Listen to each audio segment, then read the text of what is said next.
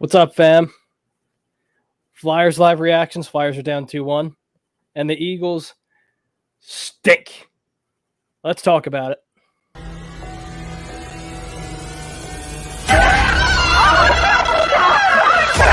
Let's go!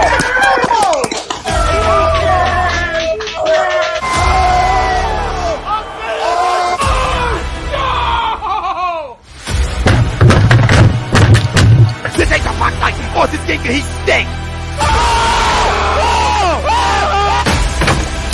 Oh shit! It's gone!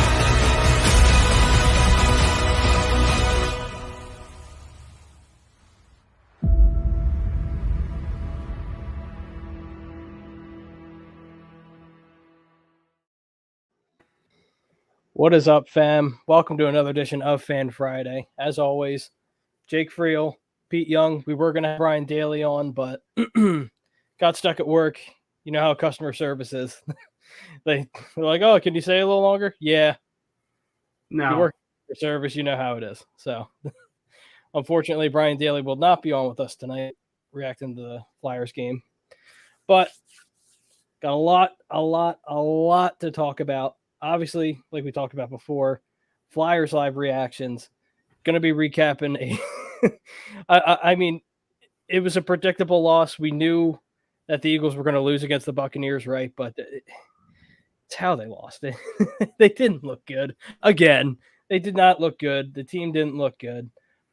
We'll be giving our NFL Week 6 picks. And as always, you, the fam, can call in, message any of our socials, Facebook, Instagram, or even hit us up on YouTube. Send us a message. Be like, yo, I want to come on the show. I want to talk about this, or that. Doesn't matter. It can be Flyers, Eagles, Sixers. It can be whatever sport or whatever the hell you want to. Doesn't matter. Just, again, be like, hey, I want to come on. Ask for the link, and we got you. But before we get into that, a quick word from our sponsor, a brand new show sponsor here at A2D Radio. Gleason's Bar, located at 6700 Mill Creek Ave in Levittown, PA. Use promo code A2D for 10% off. Order whenever you dine in, take out, or online. The website is gleasonsbarandsteaks.com. The phone number, sorry. The website is gleasonsbarandsteaks.com. Use promo code A2D for 10% off. Listen, I was there today. Great food. Great environment. Yeah, I'm telling you, you go out with a Friday night with a couple of your buddies, it's going to be a great time. It's going to be a great time. Our poll question tonight is also brought to you by Body Check Wellness. Use promo code A2D for 25% off. They come in various gummies, topicals, blends, CBD oils. They got the whole 9 yards for you. Work on your health today. Use promo code A2D for 25% off. Telling you, we're just giving. We're giving. The poll for tonight, the Philadelphia Flyers will make the playoffs this year. Agree or disagree? Pete, what do you think? I want to say, even with my limited Flyers knowledge as of right now, which is funny because I used to be such a diehard Flyers fan. Like, I used to, literally con teachers to give me newspapers so I could read stat sheets and shit like that. But, Flyers as a team, they've fallen so far that it's just I don't even care enough to keep in contact with them because it's just the same. You used to have amazing guys in the organization: John LeClaire, Mark Recchi, Desjardins, Primo, Roenick, guys like that. The teams aren't even likable anymore. There's not a lot of rootable guys. Other than the only one I give a fuck about is the goalie. They're not great at drafting. Their GMs are in and out of the city, along with the coaches, unless you get fired by the team and then they go and win 3 fucking Stanley Cups. Or we trade you, especially if we trade you to the LA Kings and then you win 4 Stanley Cups. Or God forbid if you used to work for the organization, or you were a puck boy or something, they'll make you the general manager. Anyone with a tie to this city, you automatically get a job to work with the Flyers. Yeah. I don't like where they're going. Even like in my limited knowledge and capacity as a Flyers fan, which is very limited. I don't like the makeup of the team. I don't exactly trust the coach or the general manager. They are not selling like they should.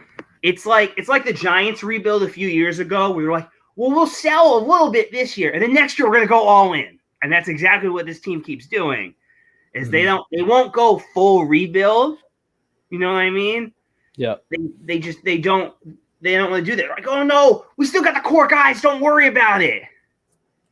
And there are no core guys. It's a bunch of old fogies. So I don't think they're making the playoffs. I don't have much hope for them.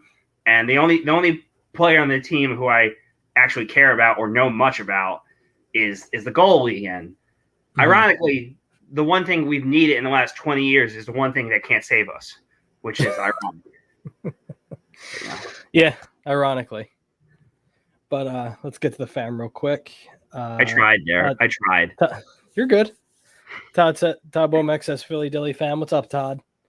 Todd, you know the rule. If you want to come on, just send us a link. You're always welcome. Save me from fucking hockey.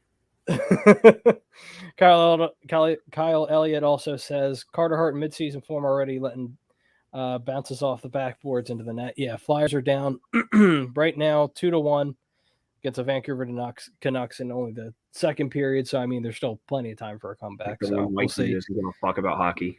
We'll see how that goes. What's up, Maura? Maura says, agree. Realistically speaking, it all depends on the defense and Carter Hart's confidence. I can agree with that. Christopher says we didn't know it was Ertz last game. I mean, getting into the Zach Ertz thing, and we'll get into that in a minute. I mean, we all kind of had an idea, especially with the Jay Glazer report last night. We all knew, and we'll talk about that. That was the guy who sniffed out the Odell trade. Yep. Jay Glazer's a sneaky guy. Brian Daly says, what's up, boy? Sorry I couldn't jump on with you guys. You're all good, Dales. You're all good. Chucks Moranin says, what's up? What's up, Chucks? What's up, Chucks? Todd likes your jersey, Pete. There you go. It's a jersey. A wrinkle is fuck jersey. There you go. Kyle Elliott also says agree on both ends of the ice and have on in playoff streak to keep up. Sorry, I'm misreading this.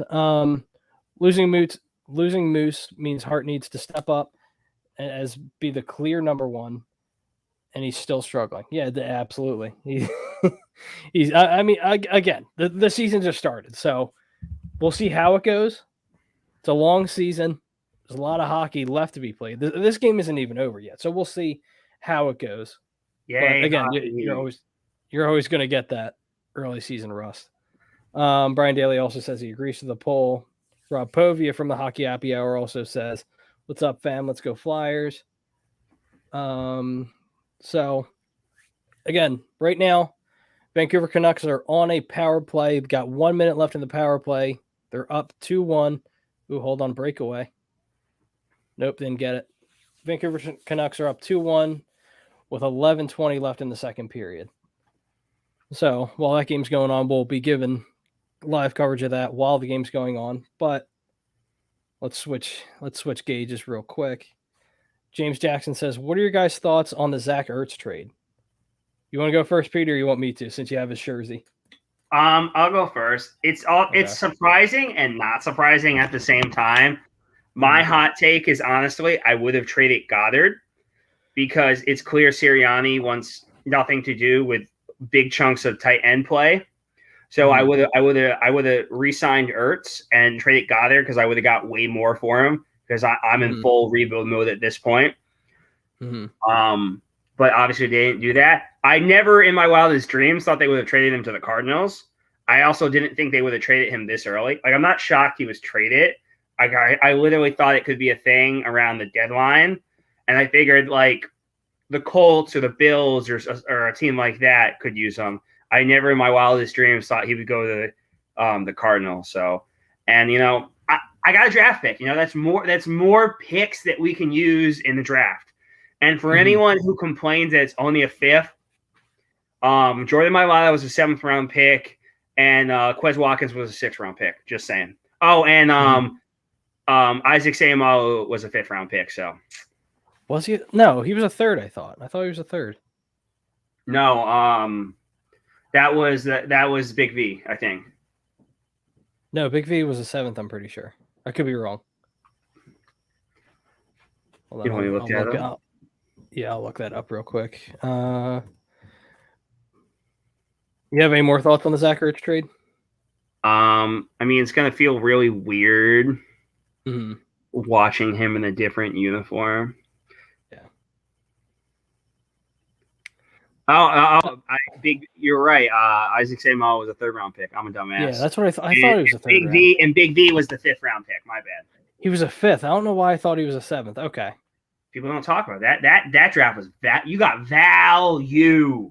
Well, and I say this all the time, whether it be Howie Roseman or the scouts that he ends up leaving the draft to, we always seem to find value at the tail end of drafts for whatever reason.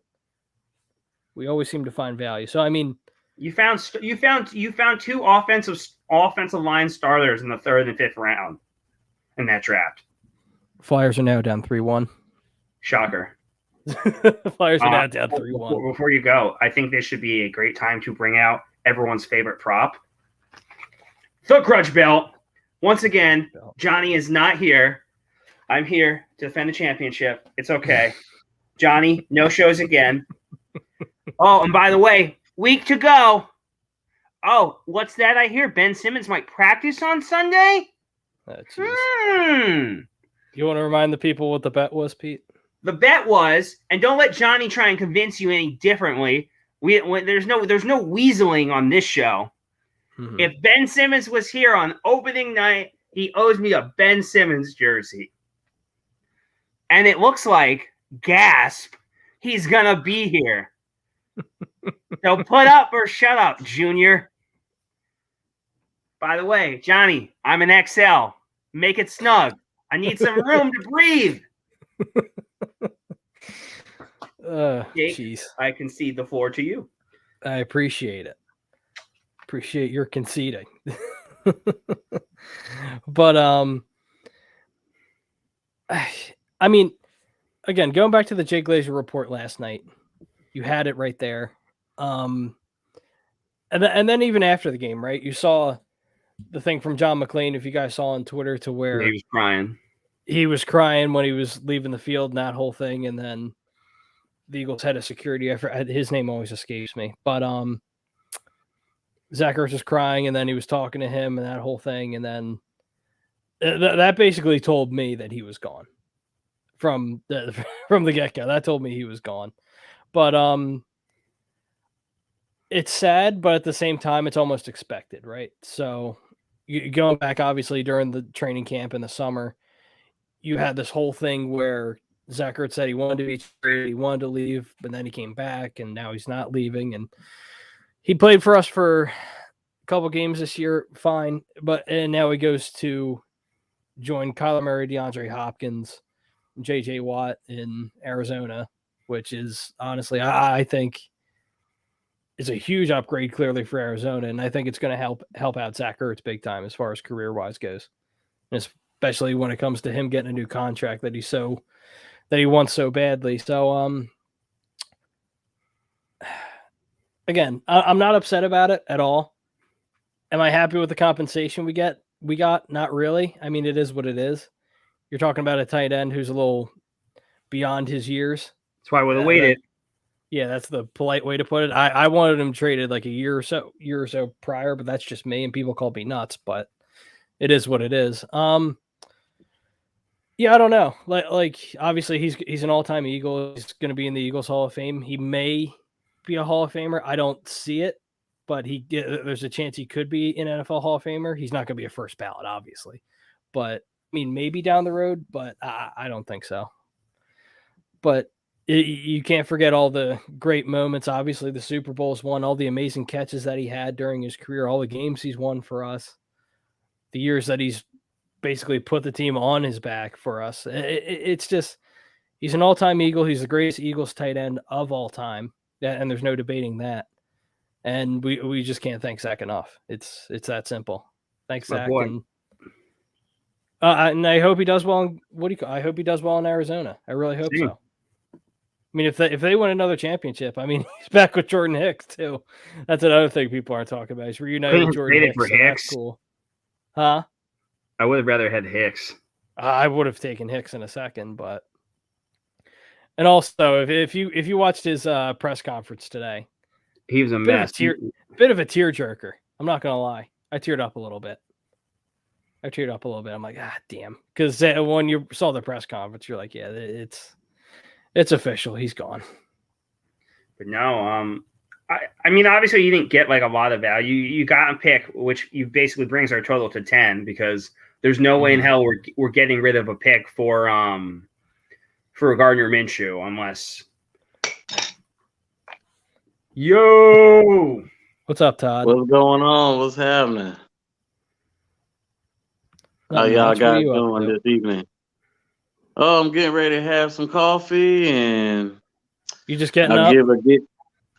A little bit of both, up and down. It's one of those evenings. Yeah, I hear you. Todd. So obviously, you were in the back end, Todd, and you heard mine and Pete's thoughts on the Zach Ertz trade. What are your thoughts? I mean, he's a Hall of Famer. I mean, especially he's going in the Ring of Honor. Yeah. For me, I saw like that.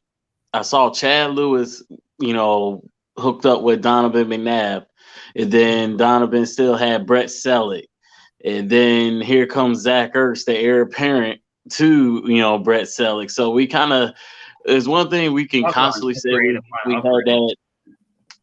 Hey, I mean, we had that consistent tight end play. I mean, that's one thing we can truly hang our hat on. And Zach Ertz, I mean, you talking about where he was just that receiving tight end to, I mean, he didn't give out the best blocks in the world, but I mean, he was still, I mean, for a while, I mean, especially this past decade, you only talked about three kind of tight ends. I mean, from Kelsey to Kittle to even Zach Ertz. Yep. So you wouldn't ask Travis Kelsey to block all game. Why would you ask Zach Ertz? Mm-hmm. I mean, so that's why I'm like, hey, there's no ill will. That press conference, as soon as he said Philly was home, I was like, I had to stop for a second. I was like, God damn, Ertz. I was in the middle of work at the dealership, and all of a sudden my coworker Michael was like, oh man, the Eagles traded Zach Ertz. I'm like, wait, what? I said, who'd they trade him to? And they're like, the Cardinals. And I'm like, what? Well, I mean, like everybody points to when right after that game. And if everybody was already saying something about that and they already had the cameras kind of waiting for it, I kind of knew like the trade was either already in or being worked, or like it was going to get announced like either, pretty much like today. And it's sure not enough, so much that he was traded. It's the fact that he went to Arizona when there were a lot of other teams that were like connected to him. Yeah. Well, I mean, we also wanted to do good by him too. We didn't want to just, just scored 3-2. Cam Atkinson, welcome to Philadelphia, Cam. Flyers still down 3-2, but maybe a comeback. Maybe a comeback. I mean, I don't care what everybody say last night. We had figures crossed, and I was kind of standing up too for that comeback. But it's Tom Brady. But he's getting bullshit calls left and right. So who, Brady? We're not going. He's trying to he's in the background trying to fight Derek Barnett, and the ref's just right there. I did see that. And Antonio Brown's rubbed his nutsack up on the floor for like 15 fucking yards and no call. But Gerard Avery stares at a motherfucker and that's it, 15 yards. I mean, he probably said something messed up, but still, it's a new rule that I hate. I hate the new taunting rule so much. They're killing the game. It's the Brady rule from when other players would get in Brady's face and they had that little jaw jack, and now it's like, okay, get an extra penalty because any other time we see a tackle like that, we see players kind of, get in each other's face.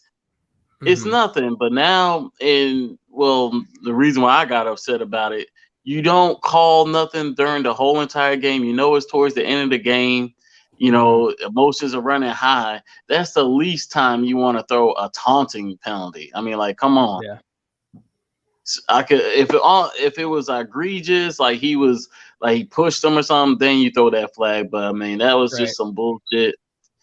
But I mean, it was good to see. I mean, yeah, my final moments on Zach Ertz. It was good to see that he got one last touchdown in the link. Yep.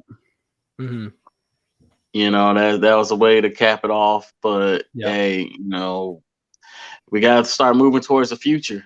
And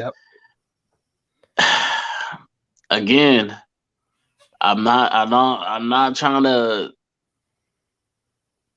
I don't want to draft a new quarterback, and I don't want to give up the draft capital for Watson. He ain't looking so hot. I mean, I know that's the talk of the town, but it's at the same time, you only rush one time in the first half. No, I'll touch on that.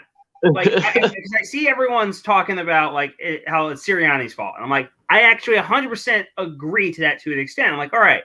Not helping the quarterback with the run game, not helping him with the play calling. So I'm like, all right, I'll give you a pass on that. Missing wide open motherfuckers, overthrowing guys, underthrowing dudes, only throwing screens in the backfield or looking to run on the first chance is not helping your team. That's not a Nick Sirianni issue. That's a Jalen Hurts issue. That's the same issues I saw last year. I have to disagree. Really? Because he almost threw 3 picks last night that were screens. What's the one thing you have to do with a young quarterback? You have to get him into a rhythm. Yep. And he's not that quarterback. We all knew he wasn't known for accuracy. Accuracy has to be developed for some of these young quarterbacks. If you got the arm strength and you got the gun, sometimes the accuracy is there. But for a quarterback of his caliber, he has to get into a rhythm. He doesn't need to be shoved in the game and get already 50 passes, and we're not even barely into the second quarter. Yep. He's not that dude. He's that dude that needs to, that's what I said. The Atlanta game is a perfect example. That's when we played our best football. Oh, I agree. I agree. I don't understand how in the first 2 games, Miles Sanders has 15 carries a game, and then they're like, 2, 3, 7. He had 9 carries for 76 yards last night, or whatever the hell it was. He was averaging. He had 6.2 yards per carry last night, and I'm just something like that. Yeah, he's feasting on motherfuckers in the fourth quarter, and they're not doing it. What are you doing? But it's not only that, but I mean, it's a little bit. It's like play calling, because you can't handicap him. You can't just RPO it to death, and you're not even considered the R in it. Change the play game. You're the quarterback. You're the quarterback. You have that ability. But now what we saw out of the Bucks, they disguised it, man. They're like with the RPO, what they just showed, what the Bucks showed. As long as you don't that linebacker, you keep him at home, you pretty much limited the RPO. Because the linebacker is still in that passing lane, and the linebacker can still make the tackle on the run. So what Nick Sirianni did not do, he did not open up the playbook. He's not running from under center. You can't keep RPOing, because you're either showing that there's a limit on Hurts. I think they're both to blame. I don't think it's all on Sirianni, and I also don't think it's all on Jalen Hurts. They're not helping each other. Yeah, but I'm not defending Hurts either. It's like there are throws that he has to make. There were so many throws last night where Devonta Smith was just wide open down the stretch, and he missed him. Yeah. And I don't want to hear anyone talk shit about Jalen Reagor after last night. Reagor was literally the only reason we were in the fucking game.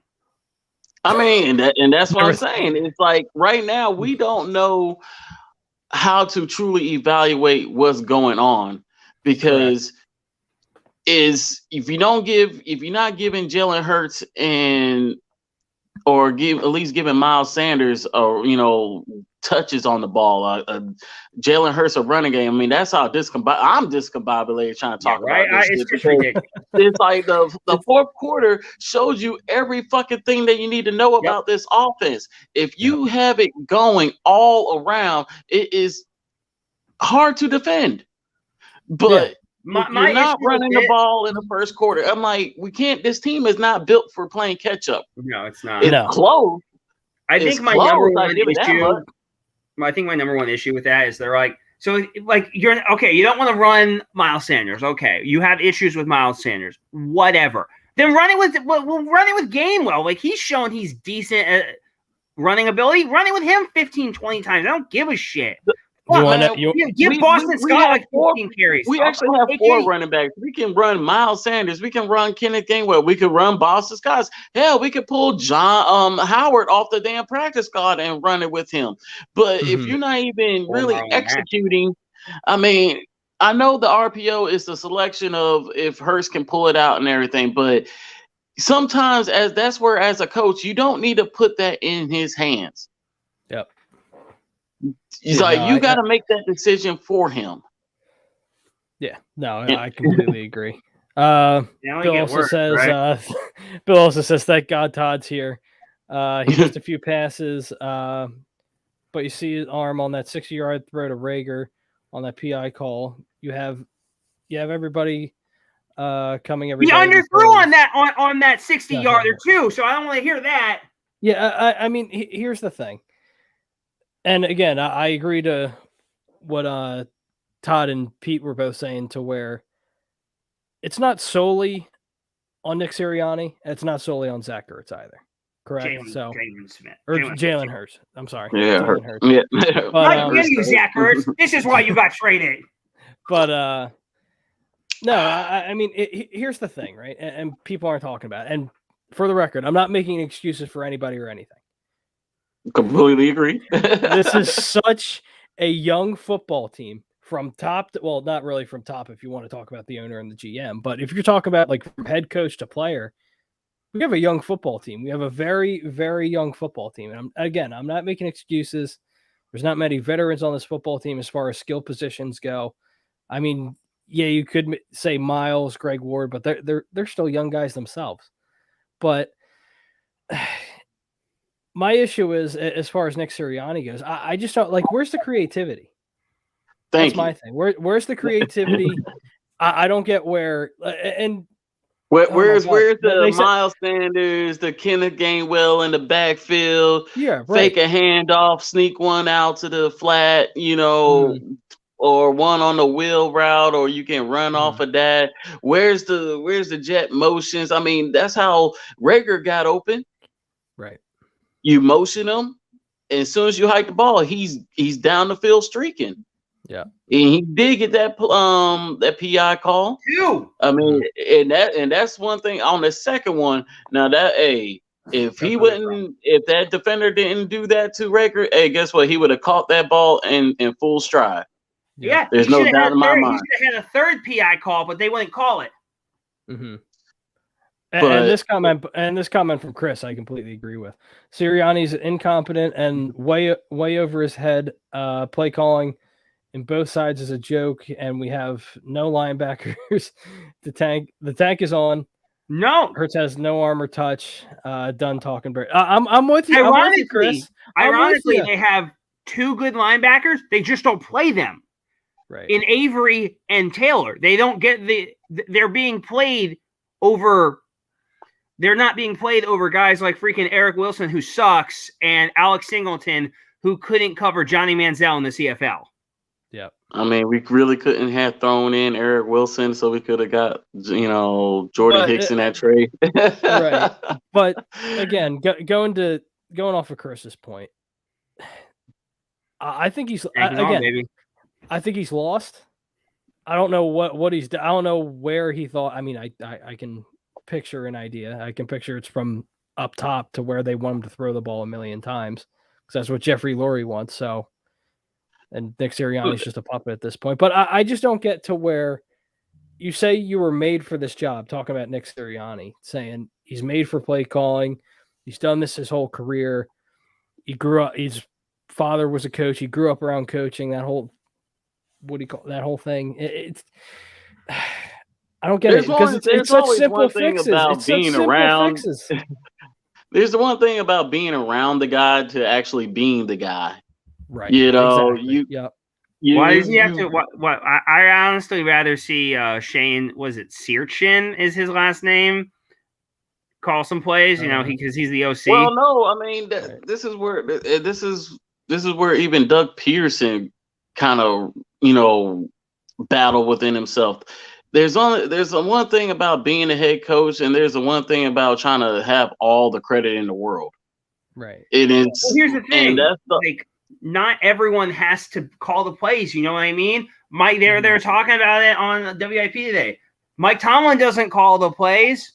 You know? Well, and that's what I'm saying. That's how we look at. If I was that head coach, yes. If we're gonna implement a game plan, but I'm having my offensive coordinator I'm delegating the whole plan. They're spending more of the time of getting the game plan together. So of course I will let my offensive coordinator call the plays, because guess what? They went through it the whole week. They got the feel of the plays. They done seen it on practice. All I'm trying to focus is on the rhythm of the game. I just need to know when to fucking call timeouts.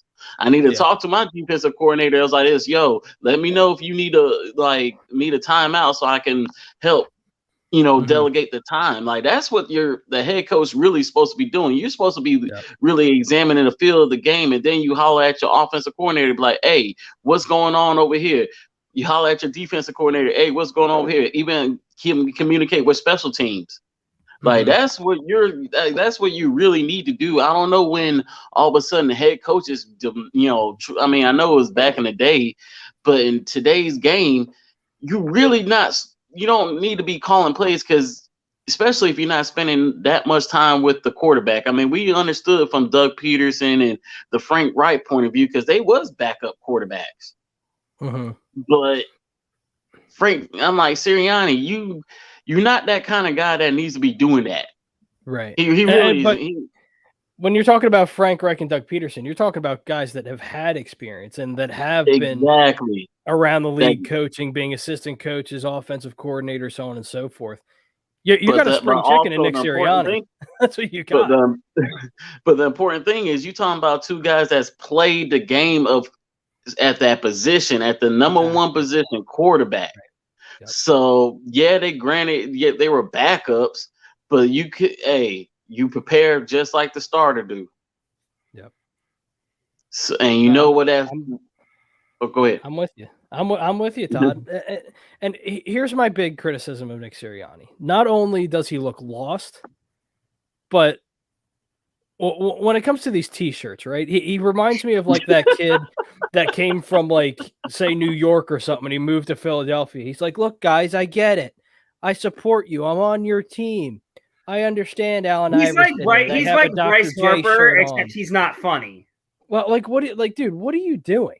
Just stop with the shirts. I feel like he cares more about being liked by people than actually winning football games. He reminds me of? He reminds me of Freddie Kitchens in the sense that, like, he wore that beat up Pittsburgh shirt, whatever the hell it was, that one week a few years ago, and it was right after that was the week where, like, they Myles Garrett hit their racist quarterback in the head with a that whole thing. Nick Sirianni, and God bless him. Somebody told him, hey, these fans will, if you do well, you come in high spirited, they will love you to death. They love, we love that hard nosed fight, rah, I guess he took in his head, like, we are a football town, we're a football city. We love our team, we're passionate, but we don't need to see high school passion. Right. Okay. You don't win us over like that. Chip Kelly, he kind of did that with us. I mean, we drank the Kool-Aid here and there, but then eventually we saw the writing on the wall.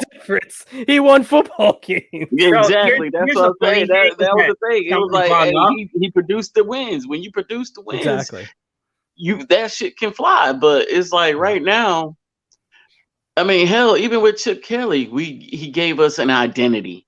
Yep. What is the identity of this offense? We're going on 6 weeks of football, and I still have no idea. Yep. It's a hell of a point. I still have no idea what the identity. And that's what I'm saying. It's I have no clue. The first 4 weeks, you are given that leeway of getting your team to not only getting your team in like true football conditioning, but to also establish. I mean, like I said, we're resilient. We'll keep fighting. Got that. That's our foundation. That's Philly.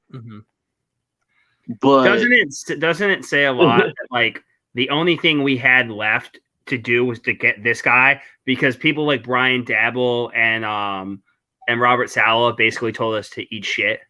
Well, we had a good offensive mind in Josh McDaniels, but I can guarantee you Howie and Jeff are both like, no, this guy's too outspoken. We don't want to give this guy too much control. His issue here was probably the same issue he had when he was trying to become the coach in Cleveland. He wanted everyone else out, and he wanted his own people in, and that wasn't fucking happening. But even then, if you're the head coach, I'll give you your guys. I don't care about that. McDaniel wants to build Belichick. He wants to be the GM and the head coach. He wants his own people. That's he doesn't want a Howie Roseman in the same way when he was trying to get a Cleveland job. He didn't want to work with Paul DePodesta.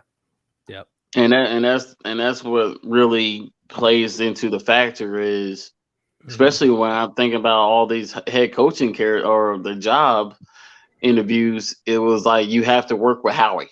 Yep, that's it. Let's get to these comments real quick because comments are flying. Prison says Hurts looks like he's having a rough night from the score sheet.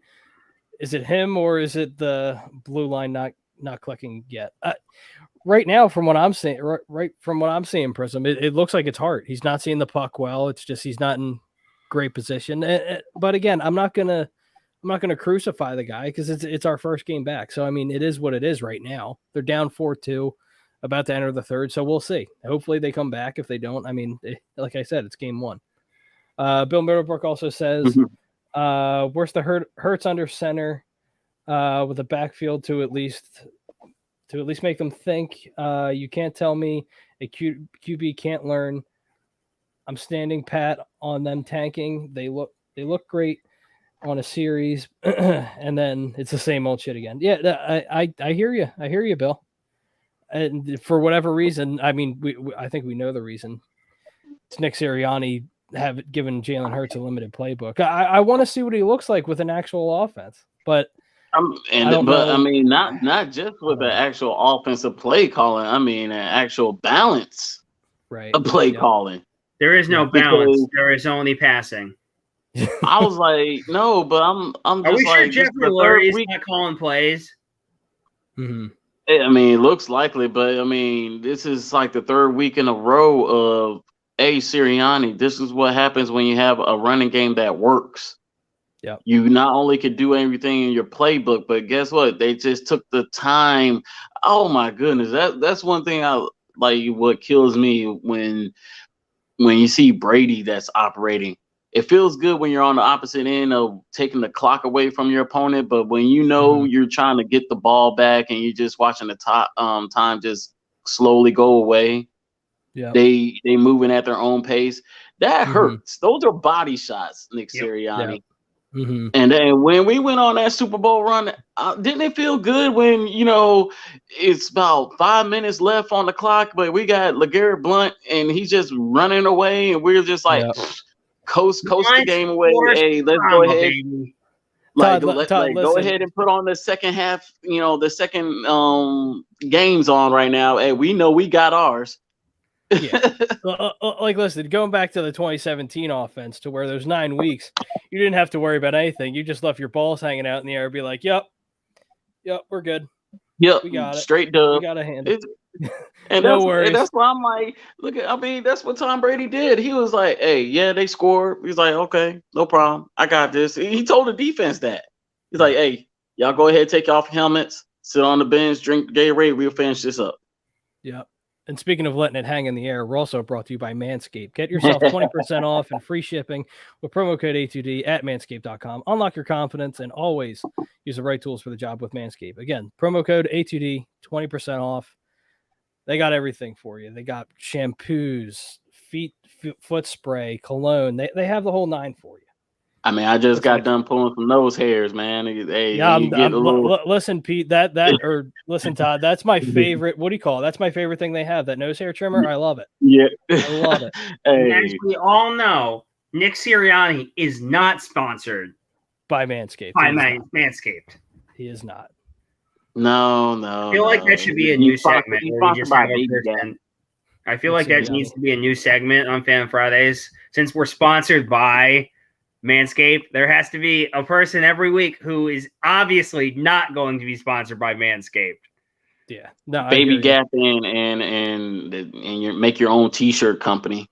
Yeah, I mean, at this point, this team's going to drive me to drink, and I think the Flyers are doing the same thing. But speaking of drinking, we're brought to you by Gleason's Bar, which is located at 6700 Mill Creek Road in Levittown, PA. Use promo code A2D for 10% off whenever you dine in, take out, or order online at Gleason'sBarandSteaks.com. Promo code A2D for 10% off your tab. I'm telling you, I went there today. Food's good. Beer's good. The environment's great. I'm telling you, you guys have to check it out. Doesn't suck. What'd you say? So that's a good. I said, can they make me think my football team doesn't suck? We might have to drink a lot. We might have to get a new. I might need a few more Red Bull vodkas than usual. Well, pretty much this is where we're at, guys. Baby, Tankathon. Well, no, it's called if I'm always gonna fight to win the division. We're not eliminated. Until we're eliminated, you always fight for the division. Well, here's the thing, right? In my opinion, the toughest part of our schedule is already over. So now we're getting to the kind of easy part. So we lose to the Raiders. That should tell you everything that you need to know. I'm right there with you. I'm about to go through the whole schedule just to remind people. Again, like I said, I think the hardest part of our schedule's over. So everyone being critical, and rightfully so, everyone being critical of this football team. These first 6 weeks, we're now 2-4. I mean, it is what it is. And again, it's still early. But right now, I think I don't know why I keep saying Zach Ertz. Jalen Hurts right now, he can be in prime position to actually make some noise. Will he? We'll see. And that's what I'm saying. I hate to say that for a young quarterback, you definitely need those like easy teams. I'm not gonna say there's nothing given in the NFL. Every NFL game is hard, but you know where it's in your favor to succeed. And he needs those kind of string of games, because that was the one thing I was hoping out Thursday night. Can we get those back-to-back wins? Yeah. We haven't had those back to the build the winning streak. Yeah. We've been off and on, and it's like, okay, we gotta get those either string of wins. We gotta start getting that feeling in order to build, because Prism, for fuck's sake. Sirianni is sponsored by Truck Stop Glory Holes. God damn it. No, that's not. No, he's actually. He's actually. That was very good. What's up, Bryce? What's good, Bryce? Oh Lord. So he's actually sponsored by those pills that don't give you the shits, so that way there's no running possible. Oh my God. But this Las Vegas game is going to tell us a lot, man. Well, exactly. The Las Vegas game is going to tell you a lot. You can't beat this team without their head coach. You know what? You're just fucked. Mm-hmm. So we have the Raiders next week. Then we have Don's Detroit Lions, and then we have the Chargers at the beginning of November, which we can all mark that down as a loss. You know, back-to-back games against the Lions and the Raiders. Your joke. Oh yeah. I was like, maybe that should be on the road. We did win last time. Well, and then we take our furthest trip out to Mile High in Denver, so we'll see how that one goes. Then we have the Saints at home. We'll be at the Giants. Then we're at the Jets. So we're literally staying at MetLife for 2 weeks. That's fun. And And then we come home against the Washington football team, which they're a disaster. Same thing with the New York Giants. And then we have the Giants again at home. And then we go up to Washington to go against the Washington football team again. And then to cap off the regular season, we have the Cowboys coming home on January 9th. So, I mean, to be honest, outside of this, that's what I'm saying. Outside of like 2 games, I think we could. I'm not saying we're going to, but we have a chance to rally a couple of games together and Jalen Hurts to actually put some good performances. That's all going to depend on the quarterback, and that's going to depend on the head coach. Exactly. And I don't want to. Here's the thing, and that's what I said. For the Hurts, too early to I don't put a nail in it. I'm not even putting the nail in it, but like I'm just going off of what I've seen, and it doesn't look good. Obviously, they could pull a bunch of wins together, and it's a whole different story. But I don't want to hear at the end of this year that Jalen Hurts hasn't gotten enough time. He had 21 games as a starter, plus 15 games he played in as a rookie. Like I don't want to hear this shit. Like 21 games is more than enough to evaluate a guy. Yep. No, I hear you, but like I said, he has the perfect opportunity, and it's all right in front of him. Same thing with Nick Sirianni; it's right in front of him. You want me to not lined up. Mm-hmm. You want me to not draft Willis? You want me to not draft Corral? You want me to use all my picks on defense? You know what? Show me you belong. Show me that you are that dog from fucking Oklahoma who took shit over, took his team to the college playoffs, and was a Heisman Trophy finalist. Don't show me that why you're the guy who got benched for freaking Tua. Mm-hmm. Well, I mean, hey, this is it's not technically a buy. It's like a miniature buy, but this is where, hey, Vegas is going to show me if this is going to be a continuing trend or we're going to start making changes, because this is unacceptable football. Like that's just the bottom line. It's just unacceptable. And when you talk about where you don't know where to look at, because we could talk about Hurts with the underthrown balls or overthrow balls or non-accuracy. We could talk about the non-running plays, of what kind of rhythm is going into from the head coach. We could talk about even the defense. I mean, was lackadaisical, but it's actually came on for a while, so we can actually say the defense is starting to find that identity. Or very good the last 2 weeks. I don't care what anyone says. Well, I think Darius Slay and Nelson's like, yo, we don't need to be giving these wide receivers five yards, man. They actually did a ranking. Todd, a ranking system came out for of the 86 ranked cornerbacks in the NFL. Guess where Slay and Nelson fit? At least around the top 30. I mean, the middle of the pack. Slay was 3. Nelson was 12. Surprisingly, Avonte Maddox was 25. I think that's very disrespectful, because I think Avonte Maddox has been truly balling. I agree, but it probably hurts him a little bit playing in the slot. You know what I mean? Yeah, but that's where he's meant to be, though. That's where I 100% agree with you. But if you had told me at the beginning of the season that Avonte Maddox through 6 games was going to be the 25th ranked corner, I'd be like, "Fuck yeah, let's go! That's great." Mm-hmm. No, I mean, we all said that was his spot from the very beginning. I mean, that when Jim Schwartz put him on the outside, that was killer. I mean, that was just a waste of his talent, because he was just going to get either burned or out jumped. I mean, like I felt sorry for the man, because I was just like, what can he do? That is not where he's supposed to know how to adjust. It was the same shit every week. Figure it out. Don't worry about it. We'll get it done. We'll fix it. You did not fix shit. I actually like Jonathan Gannon as a defensive coordinator. I mean, here's the thing, and people were complaining about the defense yesterday. There's only so much that Gannon can do, right? Because obviously our linebackers stink. Alex Singleton and that is the biggest circle on the weakness. Alex Singleton got embarrassed last night by Leonard Fournette. He got absolutely embarrassed. And I'm not saying that like Leonard Fournette's a bum, because he's not.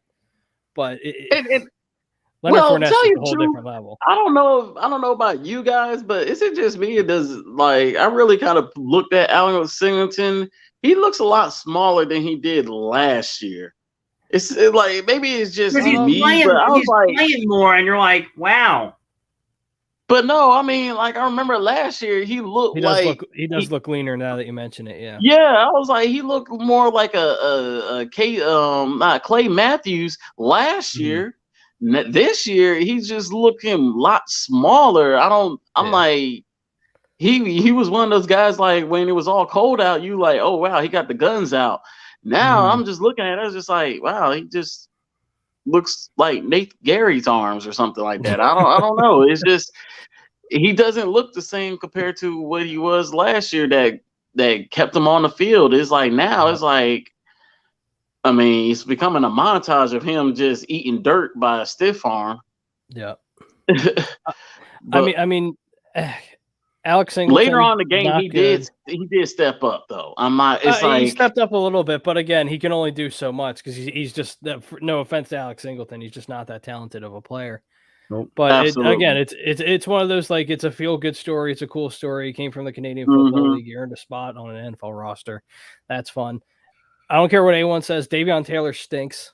What are you talking? What? No, he stinks. Davion Taylor stinks. What are you watching? He's played very solid the last few weeks. Listen, here's what he does. He runs full burst at a guy, and as soon as they shift on him or anything like that, his ankles get broken. I saw that. I disagree with that. I think he's played very well the last few weeks, and I would much rather see him and Avery as the duo than freaking Singleton and. I agree. I completely agree with that. I completely agree. For me, Eric Wilson stinks. For me, Davion Taylor. Are you drunk? Davion Taylor is still growing into the position. Yes, but I know what you're talking about, Jake. It's because he has speed. He doesn't sideline to sideline speed. It's just the athleticism is there. Shift or anything like that. He's just like, he's a work in progress. That's exactly what it is. And that's where what we said was like when we drafted him is like, okay, yes, he has the athleticism, but he doesn't actually have the game play like that. That instinct. He lacked that because he didn't get no playing time during college. Right. I mean, due to his religion, respect.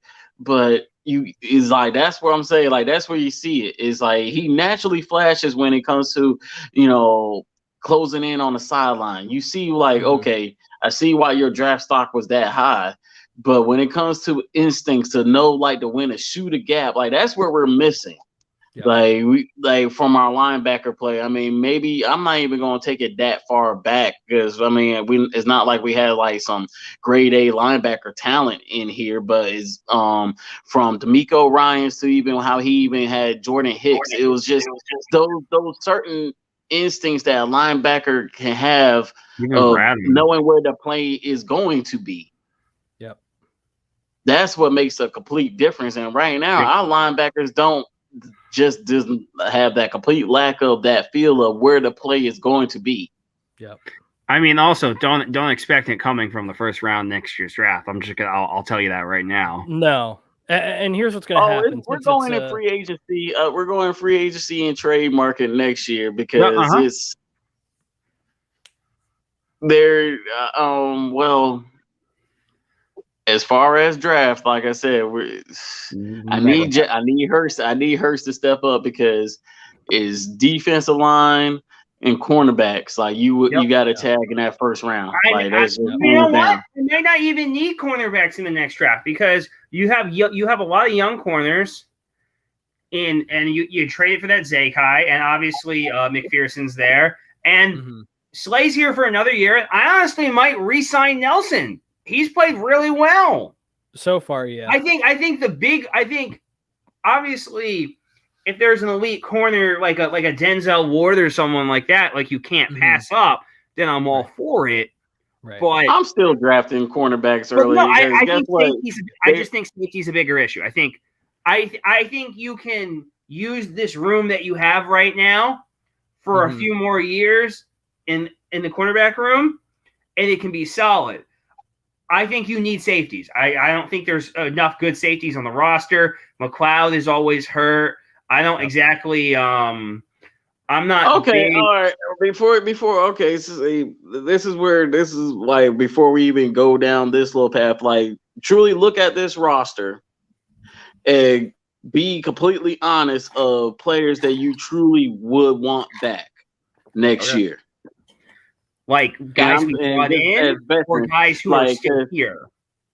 Like pretty much you like how you said to keep Darius Slay and Nelson. I slightly agree because at least you have those veterans right there that allows you to draft those, you know, the rookie corners and you can have them developing in the background.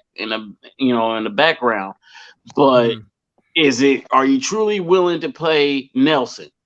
Even though I know we got the cap space, but are you ready to pay Nelson? I'm not saying you have to pay him like $40 million, but I think you could reach an agreeable contract with him because we were the team that gave him a shot. We were the only ones willing to pay him in the offseason. Him and Slay are crazy close. I could see him re-signing for a reasonable amount. Yeah. Not to mention that you have the young guys in McPherson, in Avonte Maddox, in this new kid, and that's a solid floor. We're not trying to get pigeonholed right to where we were with the salary cap last time. Like that's where we got how we just now get the salary cap relief. Now we can't just hand out money because now that we got money, we're just gonna go. What are you gonna do? You need a first, really look at your young. You got to look at it like right now we are in a rebuild mode. There is no such thing as retooling. Like that's what they want to say. So this is a true rebuild. So that's absolutely right. You can't just look at it as okay, a 3-year, even like the longest you like right now, we gotta look at a 6-year plan. Like truly down that line. Because like right now we're gonna have like a huge salary cap, and you gotta look at those players like, okay, how much juice can I really squeeze out of your ass?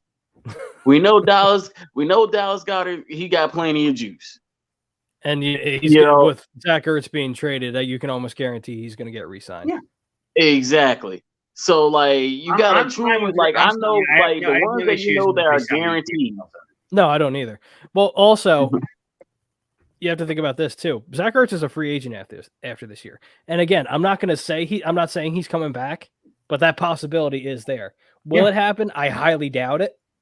But I'm just saying that possibility is I think they really like Tyree Jackson. Oh, we love Howie Roseman said in the press conference, he's like he didn't expect Tyree Jackson to have a great training camp. And I saw a lot of things from Tyree Jackson out of training camp. There was, I think, what was it, the second or third preseason game where he just went off?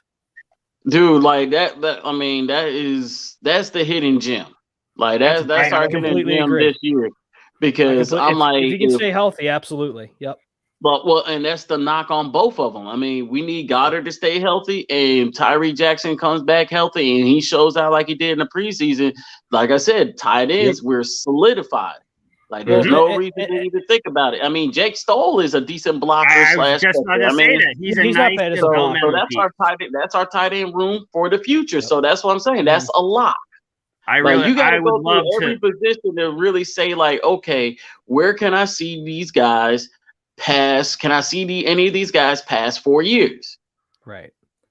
And can you really say that Slay and Nelson's past your 4 years? No, I don't. There you go. So. And there you go. I mean, realistically, I think we have Slay for maybe 2 more years. Maybe. That's about how far I would extend Steven Nelson for. I would have no issue extending him for 2 years. I have no issue. That's fine because Steve's still young too. He's still relatively young, so I'm fine with that. Exactly. That's what I'm saying. Like for right now, I'm not want to lock into where we're gonna just our cornerbacks look good. Let's just forget about the cornerback position, and because that's where we failed at the past. But you're also ignoring what I said. Like I am fine with extending Steven Nelson and keeping him there. But if there's a guy like a Denzel Ward or a Marshawn Lattimore at our spot in the draft, I'm willing to take a chance on him. But as of right now, I'm not seeing a cornerback who's jumping out and he's like, oh my God, I need to pick him at 5. Right. Like it's just not there. Like, I think safety is the much bigger need because McLeod's always hurt. Marcus Epps sucks ass. And Kayvon Wallace is just not doing anything for me. Kyle Hamilton, please. Out of Notre Dame. Well, I mean, that's what I was getting ready to say. That safety from Notre Dame. I mean, that's just pretty. Please, I mean, that's why I said like the first. Derek Stingley also. Thank you. Yeah, that's what I'm saying. Like, if you really look at it, the draft, just like Bryce is saying, is defensive loaded. So I will be I had to look at the mock drafts. We did get that Notre Dame safety. I like him because that is like a Cam Chancellor. Give me Stingley or Hamilton, and I'm perfectly fine. I'm perfectly Sure, happy. I'll tell you, if we able to get those two and one of the defensive tackles from Georgia, I am ecstatic. Yeah, I'm cool with Stingley. I wouldn't mind Stingley. I mean, we're gonna realistically, if we continue to stink, we're gonna have 2 picks in the top 10. That's what I'm saying. Like, if you give me a safety in the corner out of that first 10 picks, I am ecstatic. I mean, right now, Draft Tech. If the season ended today, they have us picking Kyle Hamilton from Notre Dame at 6, love him. or at 7, and then Khair Alam from Florida, cornerback, at 9. And you know what? I like Khair. I'd be cool with that all fucking day long. I think that's a little high though for Khair. I mean, I don't hate it, but it's just But like I don't care if I get Kyle Hamilton. And then I'm gonna fuck with everyone and draft Spencer Rattler in the 4th round. Stop. No. If you're gonna go quarterback in this draft, just give me Matt Carroll. That's the only one that I think that has potential. Spencer Rattler, I think, stinks. There's a fun Matt Carroll fact is that he was actually high school best friends and teammates with Princeton's phenom senior quarterback. Okay. Okay. Which is I had no idea, and I found the random picture of them together on the internet, and I'm like, okay, that's kind of fun. Never would have thought that. But Jake, even Carroll is like lukewarm for me. It's like. He has the big arm, he has the accuracy, but again, it's all about up here. You have the 2 checks, you have the 2, but I need to know what's up here, and that's where I'm like, I don't know. I just haven't seen and it's so hard to judge.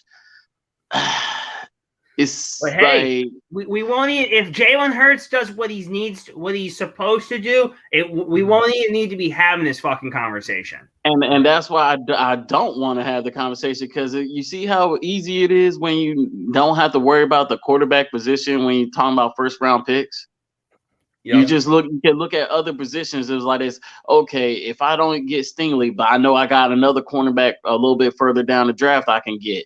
I know I need to get feed the trenches. I know I got 5-star studs that's coming out in the first, that's definitely 1st round picks. Yep. And it's loaded.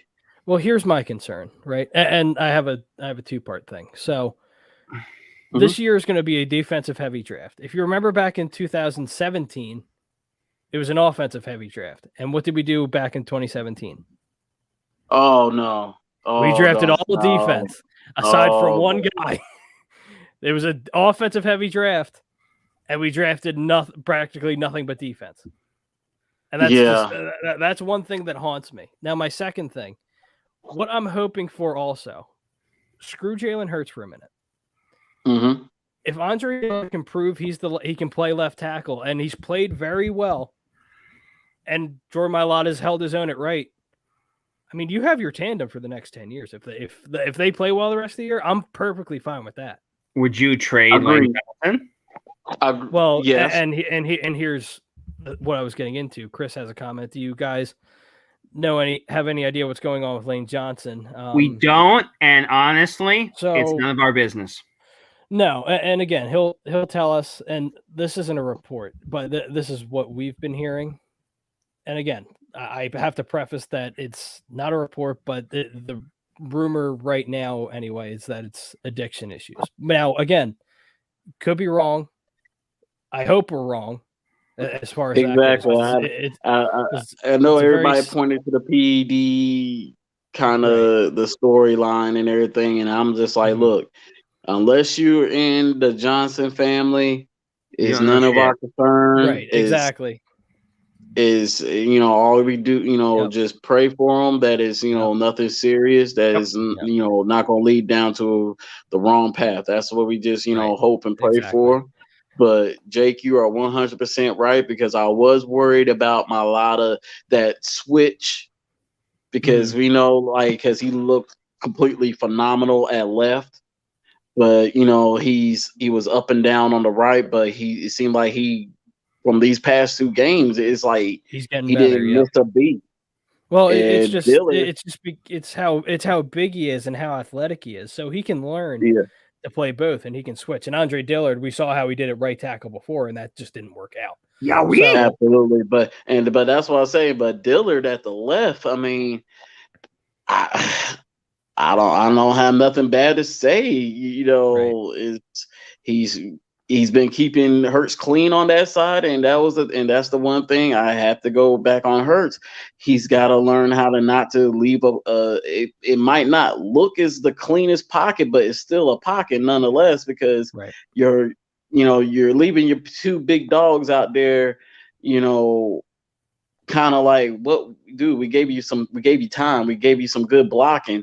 Why didn't you pass? Why are you taking off? It's like, but like you said, if it keeps it up during the season, you're right. 10 years. That's what I'm saying. I would stick with that. I mean, you have your Runyon and what do you call it? Your Trotter. Now, again, I don't think Andre Dillard's going to be a. I don't think he's going to be a. Oh my God, why am I forgetting his name? I don't think he's going to be a Trey Thomas, but if he can be consistent to where he's just keeping his jersey clean and keeping the quarterback's jersey clean every year, I'm perfectly fine. But to get back to Lane's thing, real quick. Again, go ahead. Again, it's all speculation. Nothing's true. And again, it's none of our business. He'll tell us if he wants to tell us or when he's ready. He has a personal situation going on. We pray for his family. We pray for him.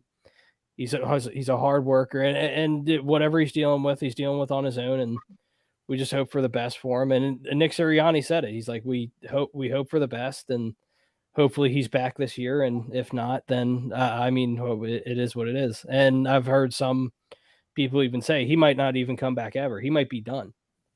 Which it could be from addiction. It could be from the ankles. We don't know. We heard that he was already, like, even though he was playing, the ankles were bothering him again. So it's like, we don't know unless, unlike what the world always ready to do, we're ready to speculate, gossip, and hurry up and try to be the first ones to tell the story. But even though the story is not even true, it's all about trying to be the first one to tell the damn story. That's what you don't need to be doing right now, especially with somebody where you completely don't know a situation. It's personal matters. So let's you don't know until you know. Let it exactly. Let it air out, and if and when Lane comes back, we hope he comes back 100% and ready to play. And even if he's not, it's perfectly fine. I'm more worried about the guy than I am the player on Sundays. Yep, exactly. That's all I care about. But since we putting stamps on, position, that we don't have to worry about for 6 years. So if Lane right now, like you said, if Andre Dillard and Jordan Mailata pans out, we could stamp it. Like, those are 2 bookend tackles. How did y'all think Landon Dickerson played? Like, I think he's looked solid. He what do you call it? Again, he has some hiccups here and there, but he's a rookie. He's also a rookie who hasn't played in like almost 2 years. So yeah, I did laugh last night when there was an encroachment penalty on the Bucs, and you just see Landon stand up like, yeah. I'm like, dude, relax. It's 5 yards. But that's he's hilarious. I love that. Oh, I had loved that. But yeah, I definitely, as Landon Dickerson, he kind of left Kelsey high and dry. He got off the block of Vita a little bit too early, where Miles got completely stuffed. Vita Vea is just a grown ass man. He's a grown ass man. Don't ask him to take his jersey off. Hey, look, it was a double block, but the thing about it was that I laughed was because Dickerson was just doing what he was supposed to do. He blocked him for a little bit, but he's trying to move up to the next level. But he left Vita Vea with Kelsey. Kelsey was like this. You're too big of a man for me. I can't hurt myself. So that's why he got that stop. But it's like Vita Vea, like, for as big as he is. And mind you, for as small as Jason Kelsey is, I've met him personally.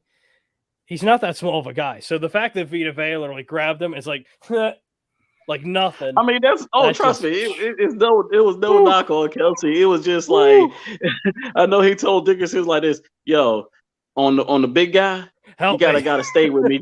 Just stay with me just for a little bit longer. I know you want to move up to that next level, but no, you gotta stay with me just for a little bit longer. But it was amazing to see these guys when we actually ran the ball and seeing how big those holes were. Yep. Like, I mean, seriously, with Drexel, I mean, even with Nate Herbig, I mean, it's like, if Isaac Seumalo comes back, our offensive line is really looking good for the future. Yep. Yeah, and that's the thing. We've always done well at drafting linemen late, and we have, in my opinion, hands down the best offensive line coach in Jeff Stoutland. Like, he should be getting paid as much as Sirianni is. Like, we should have the highest paid offensive lineman coach like in the league right now. I'm right there with you. Listen, if he says he wants to go to college to be paid more, I'll be like, listen, how much do you want? I'll give it to you, and then more. I don't care.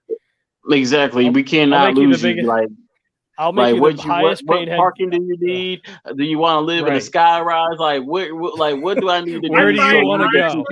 I'll fire if I have to do what I have to do to keep Stoutland. I'll fire Sirianni tomorrow and just make him head coach. I don't care. I am perfectly fine with that. Whatever. I'm fine with that. Whatever. You want to be GM too? Go right ahead. Like, all right, Jeff. I don't care. You're good. Because I mean, think about it. We had Juan Castillo, Howard Mudd. Yeah. Oh my god! Exactly, like the old Howard Mudd. Like, yes, like we don't have some great offensive line coaches, but Stoutland has took it well beyond what we can only imagine. Like, because I mean, seriously, Jordan Mailata is truly his. Like, if you had to like solidify like his coaching, like he's like this. I took an Australian kid who did not know not a damn thing about football, and I got him looking like an all-pro.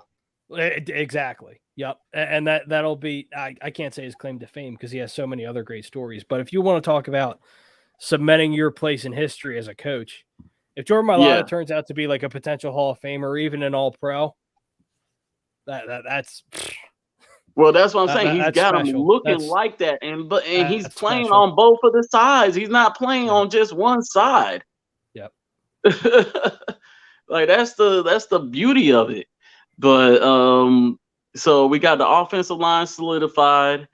We already know about. Real quick, I want to get to this. Bill Middlebrook also says, "What would you take for Sanders?" I'm telling you, he's going at the deadline. They haven't paid or extended him. They're keeping him healthy. Yeah, I mean, honestly, Bill, at this point, Sanders. Hold on. Let me just get this out real quick. If they don't run the ball, Bill, I don't care. He can go. I'm perfectly fine. If they continue to not use him and not utilize his skill set, then shame on them. Shame on Nick Sirianni. Shame on this organization. I'm not saying the kid's elite or anything like that, but he has talent. He has the home run ability. He has the speed. He dances a little too much at the line. He's not a LaShawn McCoy. But if you're not going to use him, if that's the case, then trade him. But like they also have another year of flexibility with him, so why not just wait a year? Yeah. I mean, if I was Miles Sanders, I would have demanded a trade. Yeah, but that's just me. I'm surprised he hasn't yet, and the fact that he hasn't, good for him. Or unless his manager's telling him, like, no. I'll piggyback off of you, Jay. Like, if we don't continue to run the ball, like, trade him, see what you get for him, because you're wasting his talent. Like, he's just too good of a running back, and you're not utilizing him. We complained about that last year, that we're not utilizing him, or it was a mixture of can he stay healthy. But right now, he's not even being utilized. But when he does get some touches, we're seeing massive production. Yep. We want to see that massive production throughout the game, but I mean, what more could you really get? The highest ceiling I see that you could get for Sanders is a second-round pick. I mean, if you look back at it last year, and people wanted to refute the report was legit, but if you remember back, I think was it Arizona? With the Texans trade? Yeah, so the Texans wanted, Bill O'Brien wanted Miles Sanders and a second-round pick for DeAndre Hopkins. And the Eagles said no. And again, it still pisses me off that they didn't do it. Because could you imagine DeAndre Hopkins and Devontae Smith? Could you imagine? I mean, ugh. Like, ugh. If we would have, I mean, that's what I'm saying. To look back off all the mistakes and to think about like how you treated Carson might not be gone. Carson might not be gone if we get DeAndre Carson Hopkins. would not have if like this. Oh, just think about just making 2 switches. Just think about that as far as offense. Instead of JJ Arcega-Whiteside, DK Metcalf, and instead of Justin Rager, you got Justin Jefferson on the outside. Yep. Yeah, but does Jefferson? But that's my thing. Like everyone keeps talking about that. Do they even look like the same players in this offense? That's also a very good point. And I mean, that's going right back to. I'm going right back to how Doug Pearson wanted to play. He wanted to play above the rim. That's why we had those tall wide receivers. Yep. And if you look at it this way, and I've always had this philosophy to where if you have talent and if you can play, players play. That's just how I look at it. I mean, that's how I play him because then he doesn't play you. People wanted to throw away Jamar Chase in the preseason, and look at him now. Guy's a stud. Oh boy, hey, he's stud. finding that ball now. He's talking about what white lines. It helps when the quarterback actually throws your way, and I was gonna say he he had that chemistry when he got drafted. They already had that chemistry, so he has the. I mean, it was just a matter of time, but now it's like they running all. He's getting a touchdown every game. Every game. See how much longer Burrow is standing on his feet for, though. Yeah, that's another thing too. That's another good point. But I mean, so far he's been good, minus that one. What was it that he had like a throat laceration or something last week, or a throat contusion last week, and that crazy hit he took. But again, it's going back to he has to learn to slide. Aaron Rodgers said it. You're too talented. You have to slide, and that'll come. Joe's still very young, and I think Joe will be fine. It's just a matter of if the Bengals will keep him upright, if that makes sense. Well, now it's like they got to hurry up and try to build an offensive line around them. I mean, that's why I say how you build your roster is definitely like he goes down. It can be detrimental. It could be detrimental or it could be helpful. I mean, now you got Burrow, that weapon, but is he going to last another season because he's already taking too many hits?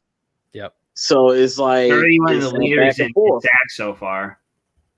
How many times has he been sacked this year? Let me check. But you said he's the leader in being hit. I know he's one. I know he's up there. Okay. I see. Let's see. Well, he's looking at that. Bill said they're gonna play off a Gainwell as a rookie contract. They're not gonna wait till next year when they're forced to make a mistake with like they did with Zach Ertz. Cool. You want to bet? You want to make a bet? I know what you're saying, Bill. I got you. But like this, let's play devil's advocate. How much do you really, as far as like pay wise, for running backs? Because I know that's always the back and forth of how much a running back should make it. Miles Sanders didn't do like anything like Todd Gurley or Adrian Peterson, so he's not going to get like the highest paid running back money. But I can see him getting like Eckler money. I mean, like I could kind of but it's like if he values himself even more. I mean, I'm like this dude. You gonna have Saquon Barkley. I mean, the Giants are going to release him, so you're gonna have Saquon Barkley out. He's staying. There's no way he's staying. Yeah, I mean, but the problem is he's damaged goods now. So it's like, are you going to be that team that's going to take a risk on him? I wouldn't. That's just me. I wouldn't. I mean, obviously the talent's there, but he just it showed he can't stay healthy. I think he's at like 13 or 14 sacks so far already. Wow. Well, the damn 14, 15. Whew. Yeah. I was gonna say if it's 15, Jesus. And you know what's funny? As inconsistent as like our line's been, and I mean they've been a bit better recently, but there's no sacks. Like that's why Hurts has only been sacked 9 times this year. That's it. That's impressive. Throughout 6 games, I'll take that all day compared to Carson.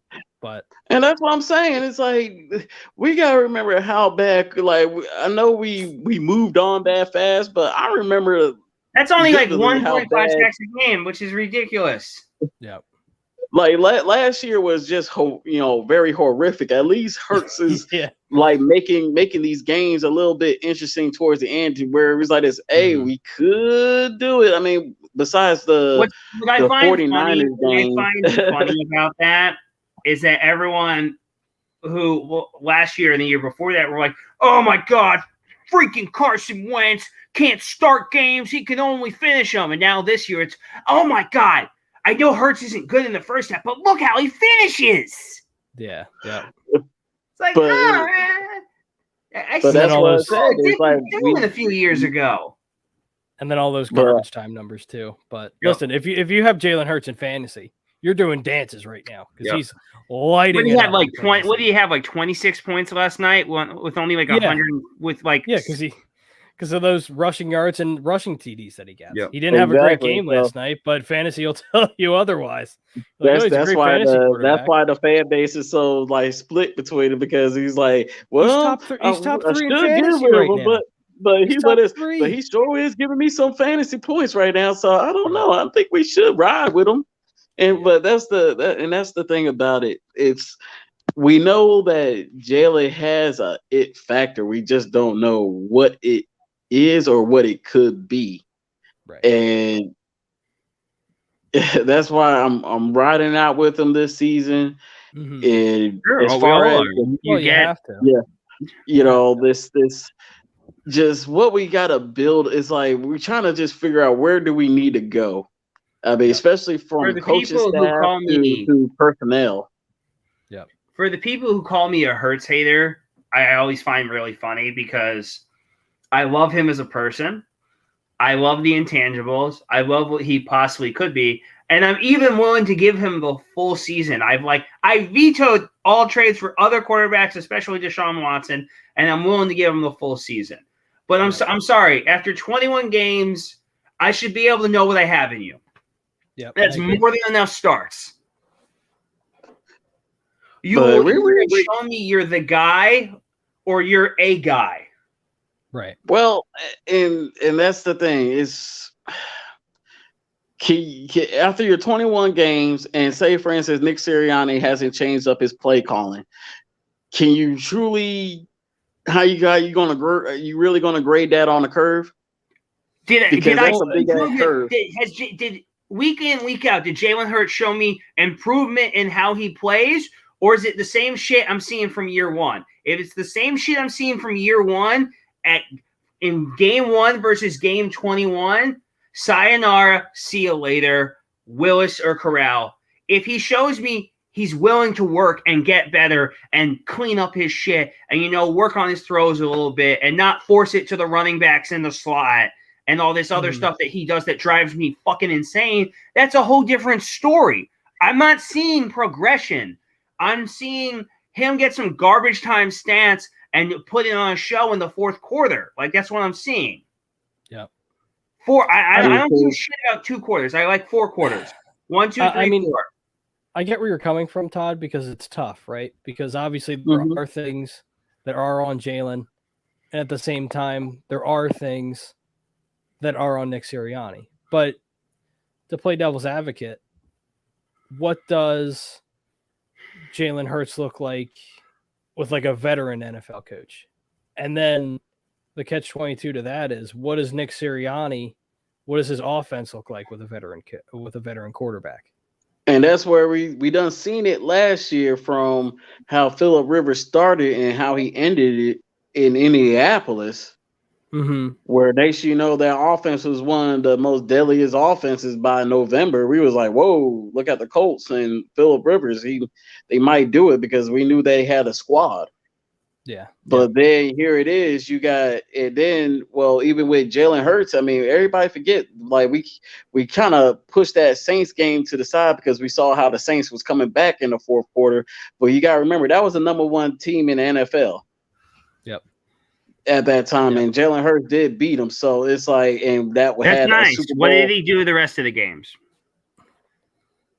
Everyone keeps talking about his rookie year. It's like, oh my God, you guys see what he was his rookie year. I said he also had like 0 touchdowns and like 3 interceptions in the 4 games he started in the second half of games. Like, that's also a real number. I mean, Everyone that's what I'm loves saying. his But like, stats. it's hard to grade because now in this year in the second half, he's balling out. It's like, it's like how And he can very we really? well could. It doesn't. Here's the thing. It doesn't help. Him balling out in the second half doesn't do dick.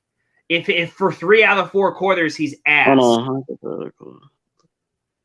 Yeah, Bill Yeah, says, like, hypothetically, good, let's say Elliott gets banged up again before the deadline and Dallas made a call. Would you pick up the Sure. phone? What are they offering me? And If let they Sanders say go there? Exactly. first round pick for Miles Sanders all day, every day. Fuck If that. I mean, They I'll- could I'll- give up one of them damn linebackers they got. Listen, I'll take Micah Parsons. It's not going to happen. I'll take Trayvon Diggs. No. It's not going to happen. I'll take Jabril Cox. I'll take Jabril Cox. I'll take Van Der Esch. Exactly. Give me one of your linebackers. Yeah, give me what do you call it? I'll take Jabril Cox. I mean, he's the 4th guy on their depth chart. They're loaded at linebacker. So what's That's another what I'm one? saying. They already got Like, rid of Jalen Smith, so whatever. They'll be fine. But Pete, think about it. Like, also think about this for Jalen Hurts. What kind of consistent head coach or even offensive coordinator has he had from back to back? Flyers I know it's the Flyers just tied the game. Oh, right. Look at that. They were down 4-2 at the beginning of the third, and now they're tied 4-4 with 1:12 left in the third period. Hey, look at that. My goodness. And of course, Claude Giroux scores the tying goal. You'd love to see it.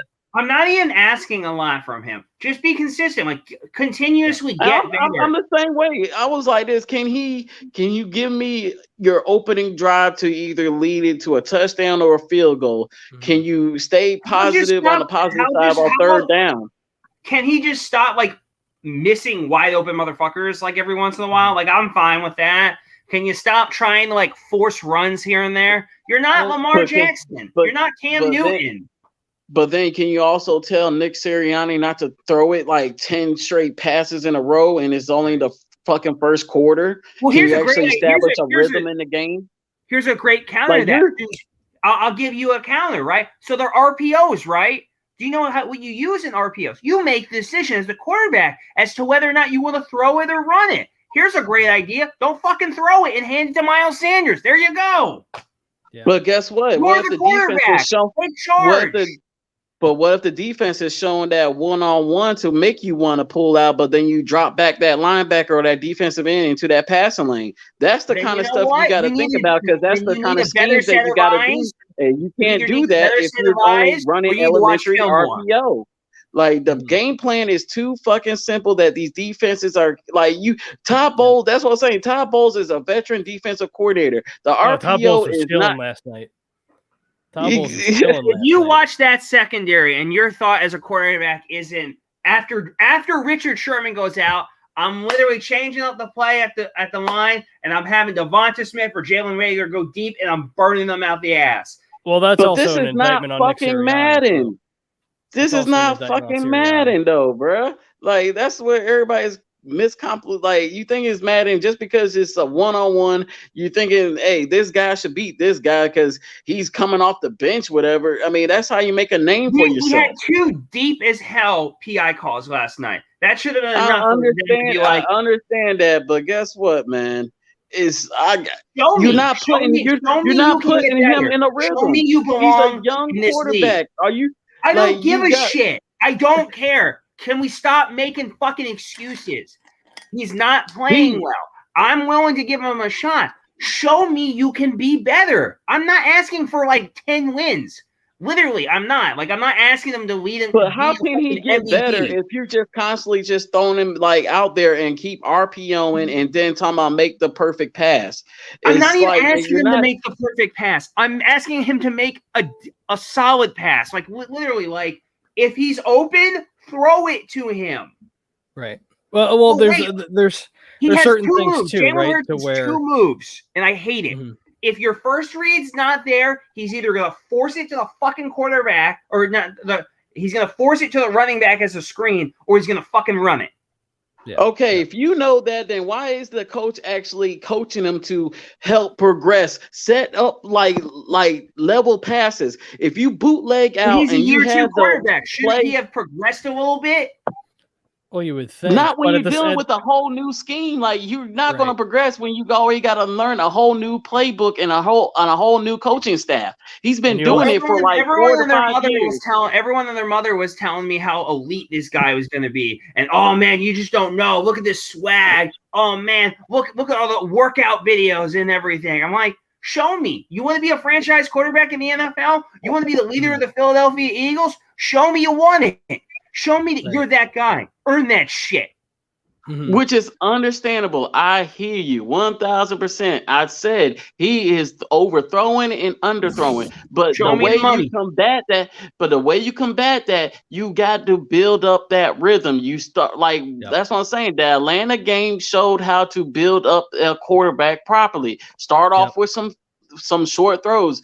You don't wide screen to death, but throw a little running back screen or throw a little slant route. Like build up his confidence so he can make that big play. So how does that work when Nick Sirianni? Because there were some moments where Nick Sirianni called up a good play that was supposed to work. Oh, gets Ertz open in the flat, piece of cake, easy throw, and fucking Hurts overthrows him. So how is he supposed to get going on those easy plays when he's fucking missing them? You can't get the quarterback going if he's not able to make those throws. What happened? What happened? The 2 previous plays, there was incomplete passes, right?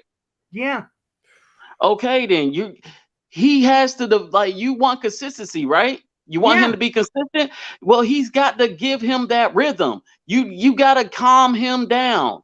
Every time it's a big game, you got to think about being like at your very first rock concert. You're amped up, the energy's all over the place. Like that's what he is as a young guy wanting to prove himself as on the main stage. That's a year 1 thing I'm willing to forgive. It's year 2. I don't care that it's only his 10th game. This is year 2. You should have with fans back in the stands where you're now supposed to be the guy compared to last year where it was a dumpster fire in the last 4 games where nobody even gave a fuck. You have every opportunity. You have every opportunity to show everyone that you're the guy. You don't like the fact that you were drafted in the 2nd round? You thought you should be a franchise quarterback? You think you're better than all these other guys? You know what? Fucking show me. You have offensive talent. You have solid O-line. Maybe the coach isn't the greatest, but you know what? Fucking overcome that, you know? Everyone keeps telling me about how amazing Jalen Hurts is. Show me how amazing you are. Well, I'll back. If you ball out and you win the game. Also, coming up, these are fucking winnable games, like Jake said, minus 2 of them.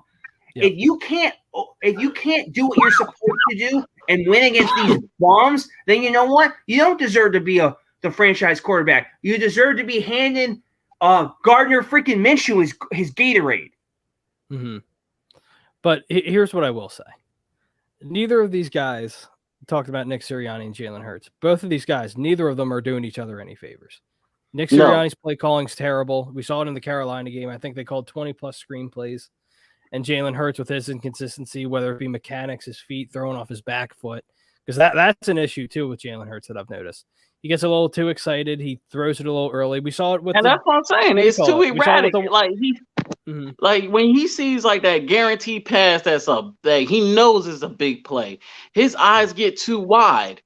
And then, he doesn't know how to throw it. He puts so much zip on the ball. And I'm just like, just sail it. It's like fucking. It's like that's the thing, in the backyard. And that's the thing he's learning right now. Is like when his eyes get wide, either he is trying to hurry up and launch it and overthrows it, or he's trying to be too cautious with it and underthrows it. Like that's where he knows he has to get better at that. It's the anticipation and there are not going to be wide open windows for you to throw to the wide receivers. You have to throw the wide receiver open.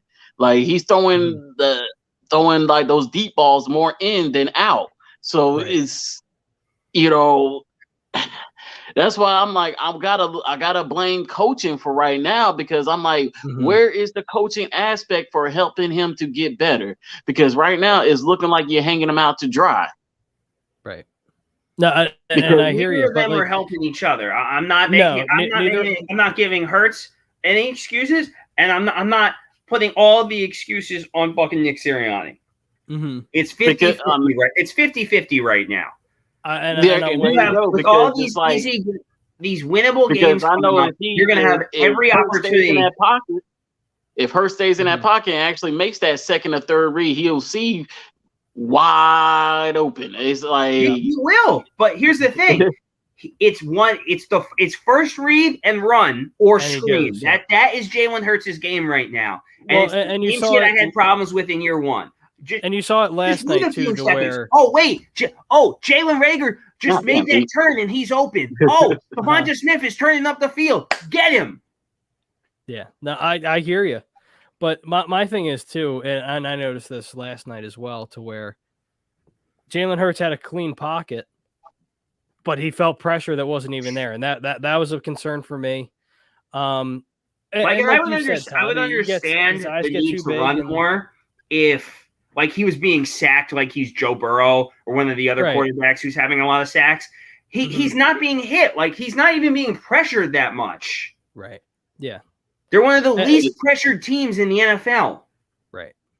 And that's where he's got to learn that even though you have that athletic ability, you don't need to depend on it. I mean, that's the progression. I know what you're saying, because that's what Lamar Jackson did.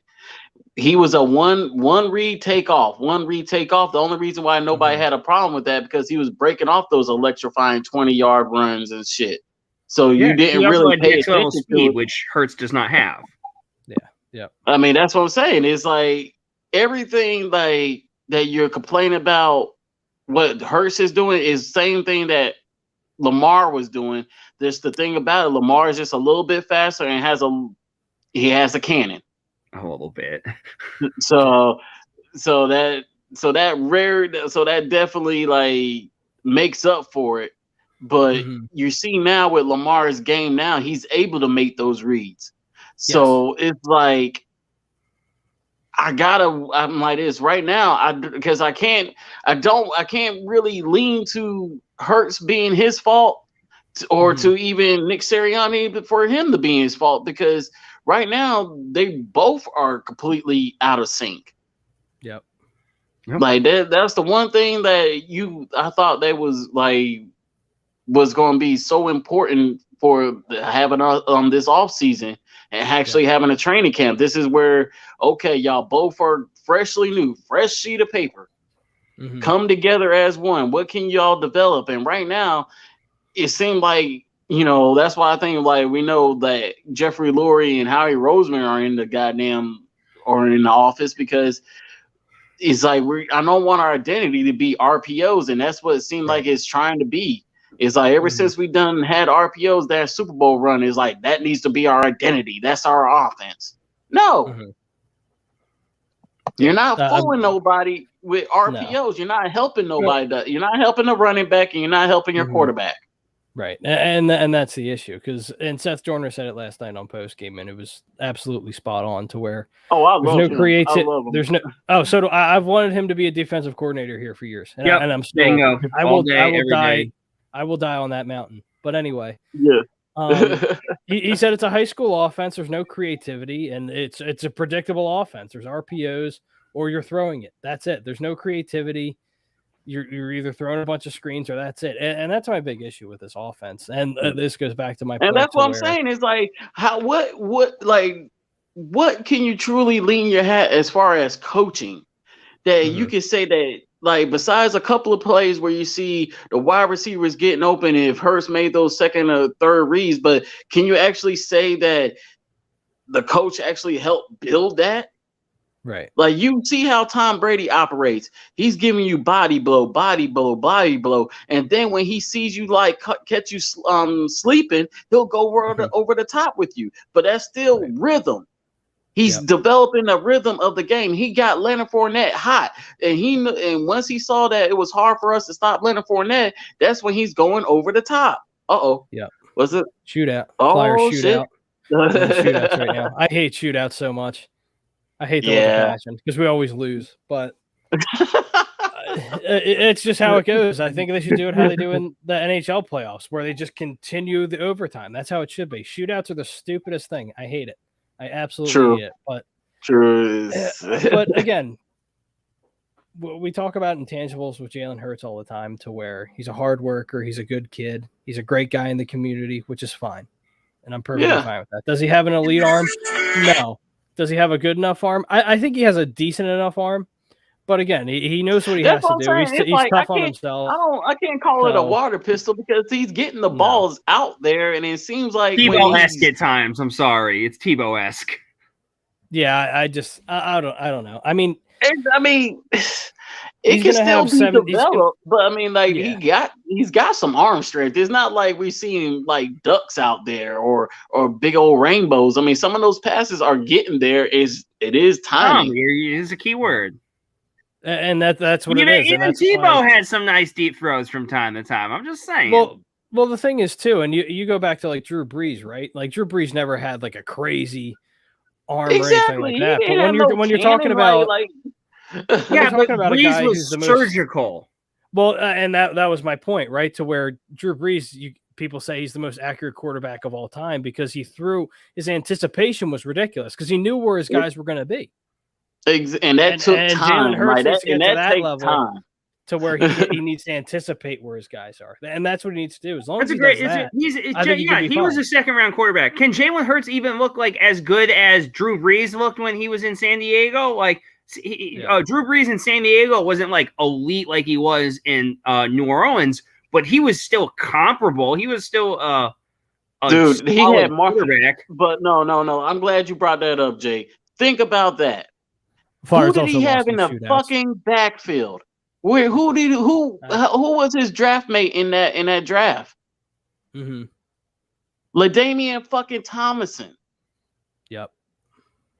He was the first rounder. Drew Brees went in the second round. They had the most lethal running game. You had a veteran head coach, Marty fucking Schottenheimer, even though he was the greatest regular season coach. Playoffs, I don't know what the fuck happens, but he put up a 14-2 record on you real fucking quick.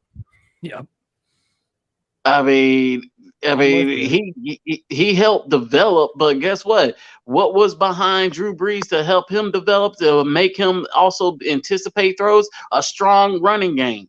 It allows to open up those windows, and then when you're so used to seeing those windows that's opening up, and then when it comes to throwing into the tight windows, because you know exactly where the wide receiver is going to be when compared to a wide open window to a tight window, but you done seen it.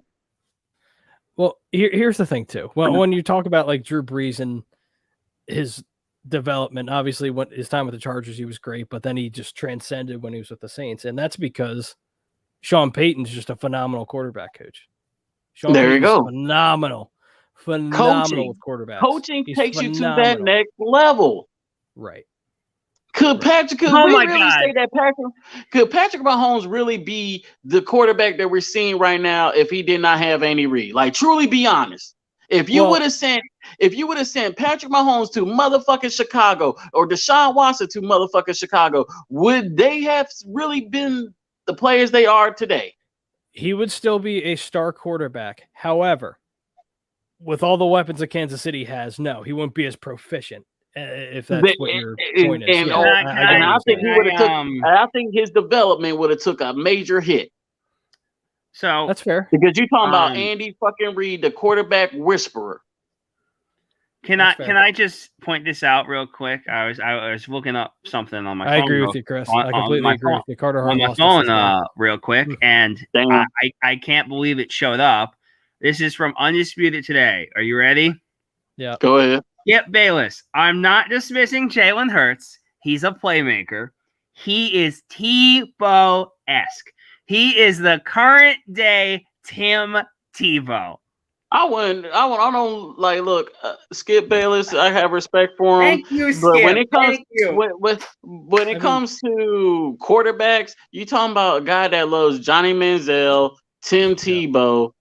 Like, his quarterback outlook is sometimes on, sometimes is off. I mean, he was right about this Sam one. Bradford.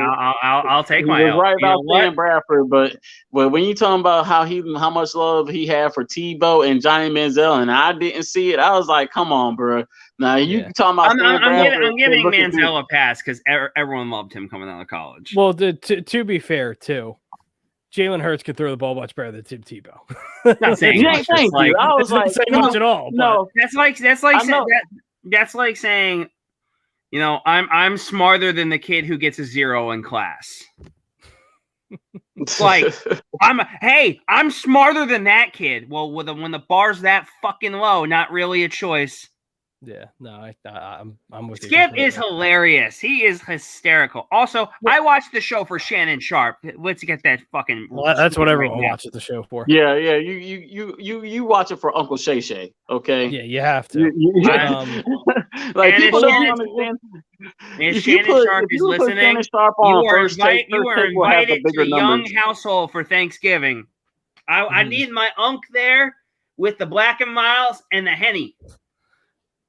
That yak. Yeah. What you know about that yak? Yeah. they got mad at him for that too. I love that set. I loved when he did that. That was my favorite. I literally have a Shannon Sharp. See, this is what I don't understand. They get mad about that, but that's what draw the ratings. Like when you talk about Shannon Sharp bringing out black balls and wearing goat masks, you're gonna tune in to see that. But don't sit there and talk about brought a goat into the studio. Yeah, and my like I don't get it either because like. Shannon's not one to like put up a front to where like he's gonna fake it for the camera. Thank you. That's why we love him. People like know Shannon like that. That's just who he is.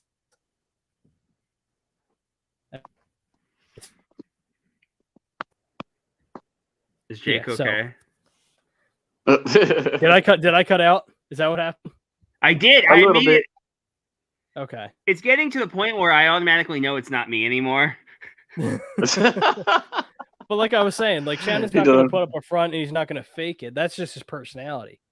And like you're seeing it even like throughout sports to where going back to the taunting rule, like we talked about earlier in the show, like let these guys just show off their personality. Who cares? They're not hurting anyone. They're like, oh, I mean, he's being controversial. Can't do but it. Then, and that's what the thing that really irked me about this taunting rule.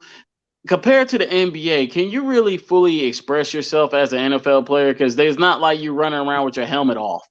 No, it's nobody can't really see your face. Right. Exactly. So that's why I'm like, nobody can't really truly see your face unless you're the quarterback.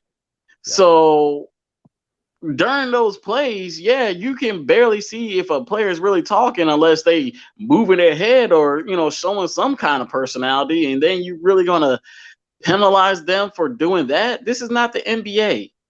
Right. Okay. The NBA, you can have those ticky-tack, fouls, whatever, because, it's a contact sport. This is a collision sport in the NFL. It brings out more aggression out of you. So I'm like, if they're going to jaw jack a little bit, I get tired of NFL films always showing like the hard hits and all the trash talking. Hell, they'll keep playing that Deacon Jones clip to the death of them. And that was one of the biggest trash talkers. Yeah. John Runyon. Not John Runyon, John Randall. Yep, that's another one. There's a bunch of trash talkers that you can think of. T.O., Chad Johnson. And that's what I'm saying. That's part of the game. Yeah, we're taking things that's the essence of the game. You're trying to take it out of, and that's just not right. Yeah. No fun league. Nope, that's that, and that's what it is. No fun league, not for long. Nope, pretty much. Not with the XFL on its heels. Yeah, right. You guys got anything else before we wrap up? Y'all want to make the picks for Sunday? Yeah, might as well. Let me pull up the NFL Week 6. We'll do rapid fire real quick. Yep. Cool. So we can get out of here. Let's see. Oh, I forgot. I keep forgetting we have another London game this week. We do. Jacksonville. Yeah. So go Jacksonville. So Todd, if it's 9:30 a.m. over here, what would it be in Germany? If it's right now, it's 4. It is 4:07 in the a.m. Oh Jesus. Okay. Yep. Oh yeah, the NFL didn't. I haven't seen the news that they who's going to host the Germany NFL game, games yeah. over here. Is it just Keep your one fingers game, or are crossed. they doing a couple? It's going to be a couple. We know that Okay. for I know that for a fact. It's they're going to try to it might be one for the first year, but they're going to try to get it like London. That's where they're hoping at least 2 to 3 games over here. Wow. And if it's in Frankfurt, that will be a dream because that's for one. I'm hoping it's Frankfurt because it's close to the airport. It's one of the bigger cities and it's close for me. I don't need Berlin. I don't need Berlin. That's that's I think 8-hour drive. Jesus. So I need Frankfurt. That's only like a 2-hour drive, not even a 2, like maybe an hour and 30 minutes the way I drive on the Autobahn. Right. Good Lord. Before we get into our picks, our final segment for the night is brought to you by our membership. Get your A2D membership today, $9.99 a month, with appearance, which include appearances on shows, fan-only live streams, shout-outs on live streams. When you comment and you're a member, we'll pull it up immediately as quick as we can. Weekly sports picks from Money Pop Podcast and Willie Vegas. Listen, Nate's been hot. Willie Vegas has been hot. And listen, for $9.99 a month, we're giving you money with these picks. We're giving you money with these picks. And I'm up right now on that damn Thursday night game. God damn, y'all need to listen to Nate. Yeah, I'm telling you, and I tell the people all the time, $9.99 a month. Bill knows.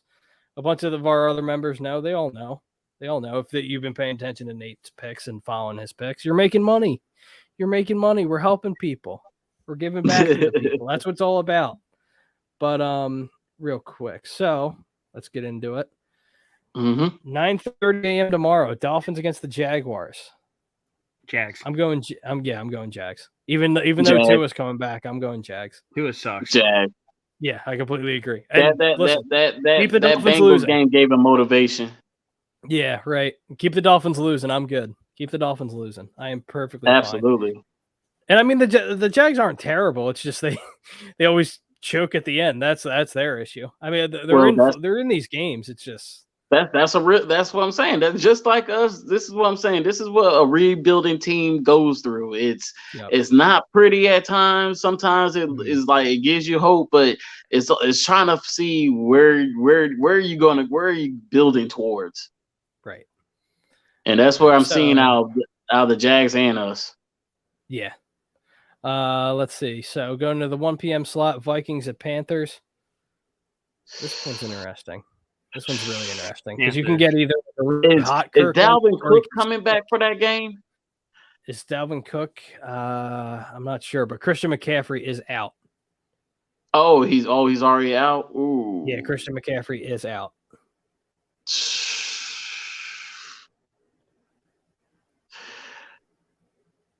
If Dalvin Cook comes back, I'm going with the Vikings. Okay. Matter of fact, I want to roll with the Vikings. If Christian McCaffrey's out, too.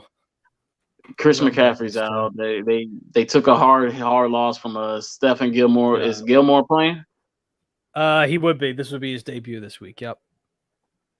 Nah, I'm still gonna ride with the Vikings. Okay.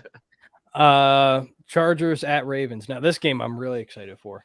Chargers. Ooh. I don't know. This is another. I'm gonna go Chargers. It's gonna be a close game though. It's gonna be a really, really close game. That's because Lamar Jackson showed out during that Monday night game, man. Yes, he did. Carson played well too, though, but not well enough. And the Charger on the road, I don't know, is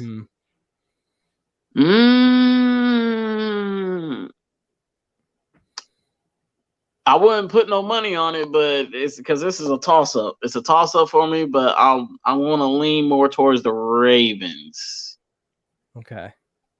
But I wouldn't be surprised if the Chargers won. Okay. Because I don't. The Chargers have to. they have to contain damn Lamar, but Lamar's throwing the ball now, so it's right. Yeah, it's going to be a really close game. I'm going to go with Chargers. That's just me. These next couple ones are going to be quick until we get the 4 o'clock slot. Rams at Giants.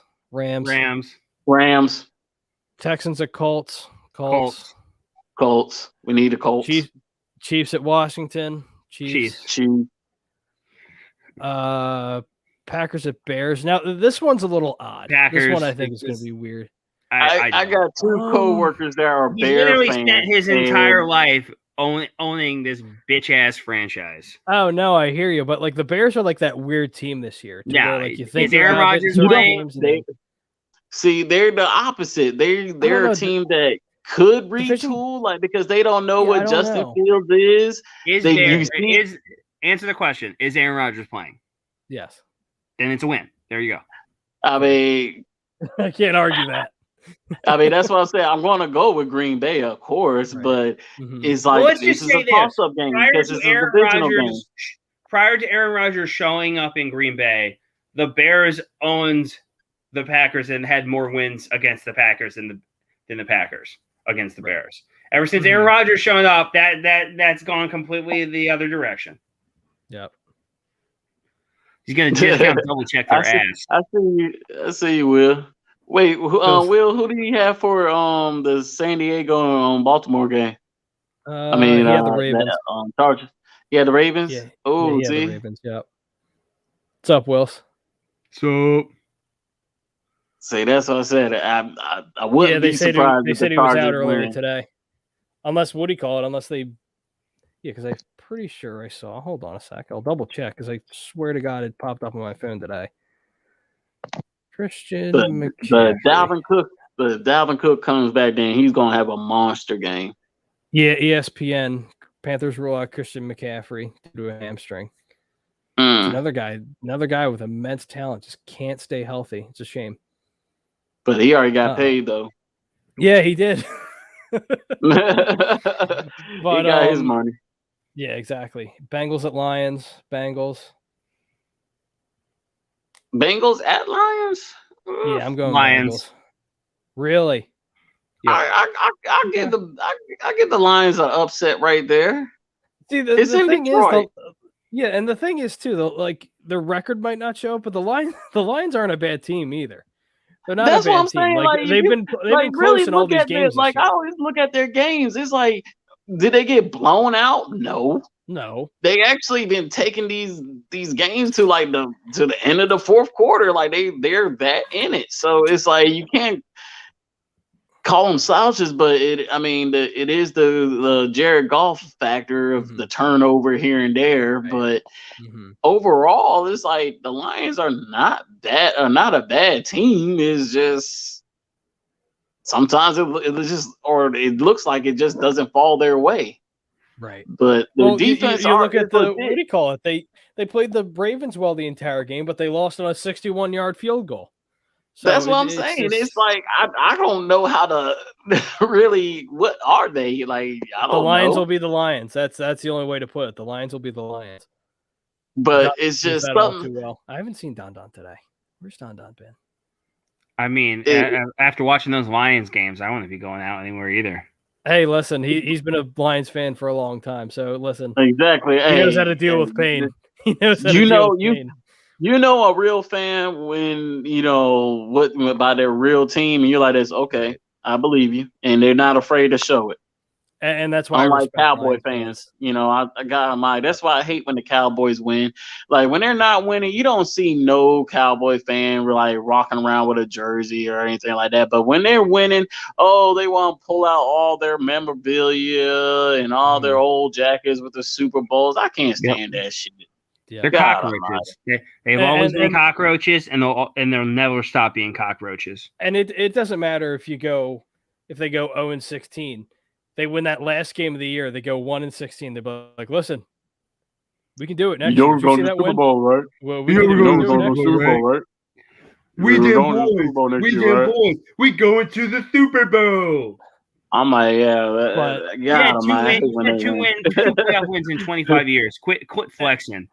And listen, I'm not a homer by any stretch, but Cowboys are looking pretty good. I'm just saying they're. Oh, They might go. I'm not going to say that they don't deserve They it. look I great just in the hate regular season, and then the playoffs happen, and they choke it all away. Right. Well, Check out in 2007 when they had like 20 Pro Bowlers and they lost in the first round. That's why I told him I was like, "This I tell every Cowboy because I can't knock them that they beat the shit out of us. They winning. I'm not going to complain about it. Playing well. They're playing very well. Since 2010, only one number one seed has lost in the first round. That would be the Dallas Cowboys. Yep. Mm-hmm. All right, so let's go to this 4 p.m. slot. To be honest, the game I'm most excited for this week. I don't want to hear it this week. Arizona Cardinals against the Cleveland Browns. This the game, Browns, their coach is out. The Browns. I forgot their coach is out. I did forget that. That's a good point. Which coach? Who's out? Kingsbury. Cliff Kingsbury. The Cardinals coach has COVID. Oh, so that does make a.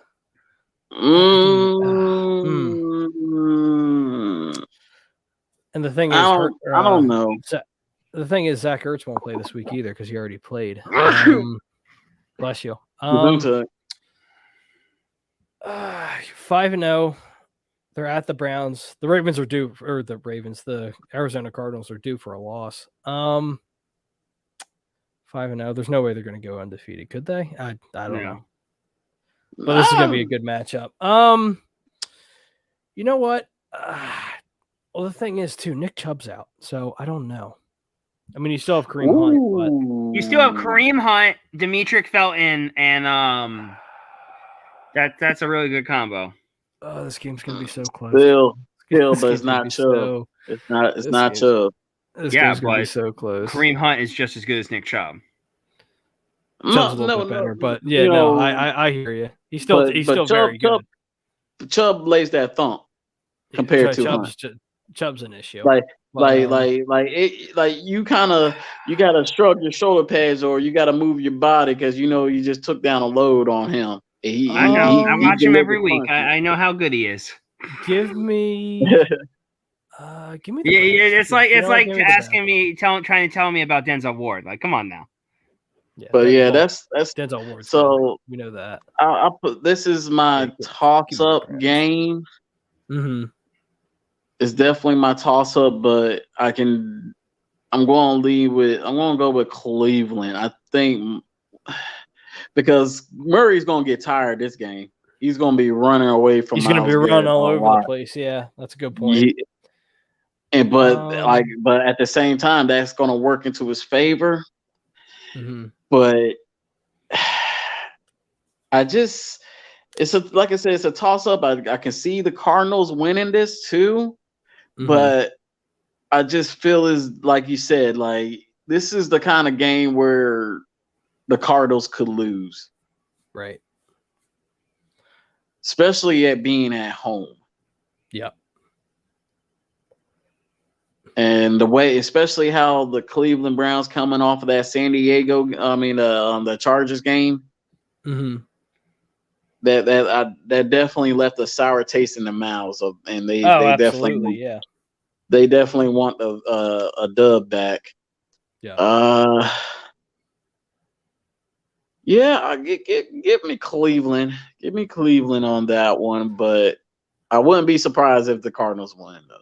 All right, next one. Cowboys at New England. Go New England.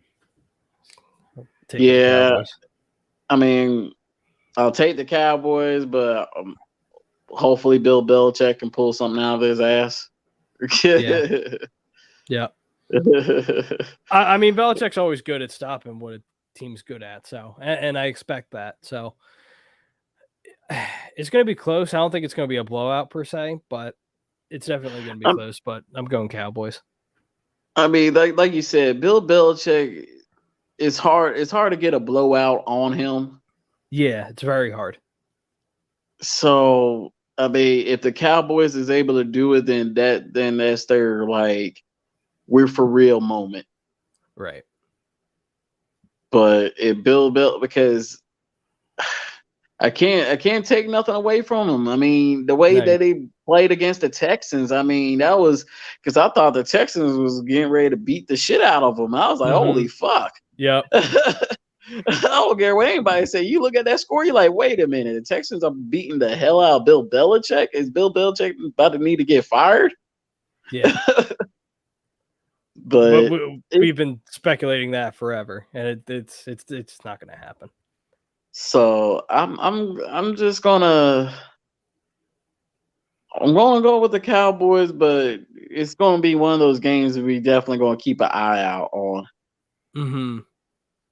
It's just like Bill said, the line is weird because it's only 3.5, which is interesting. So we'll see.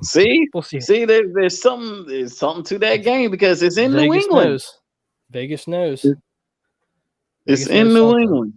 All right, so let's wrap it up with these last 3 games. Raiders at Denver. Ooh.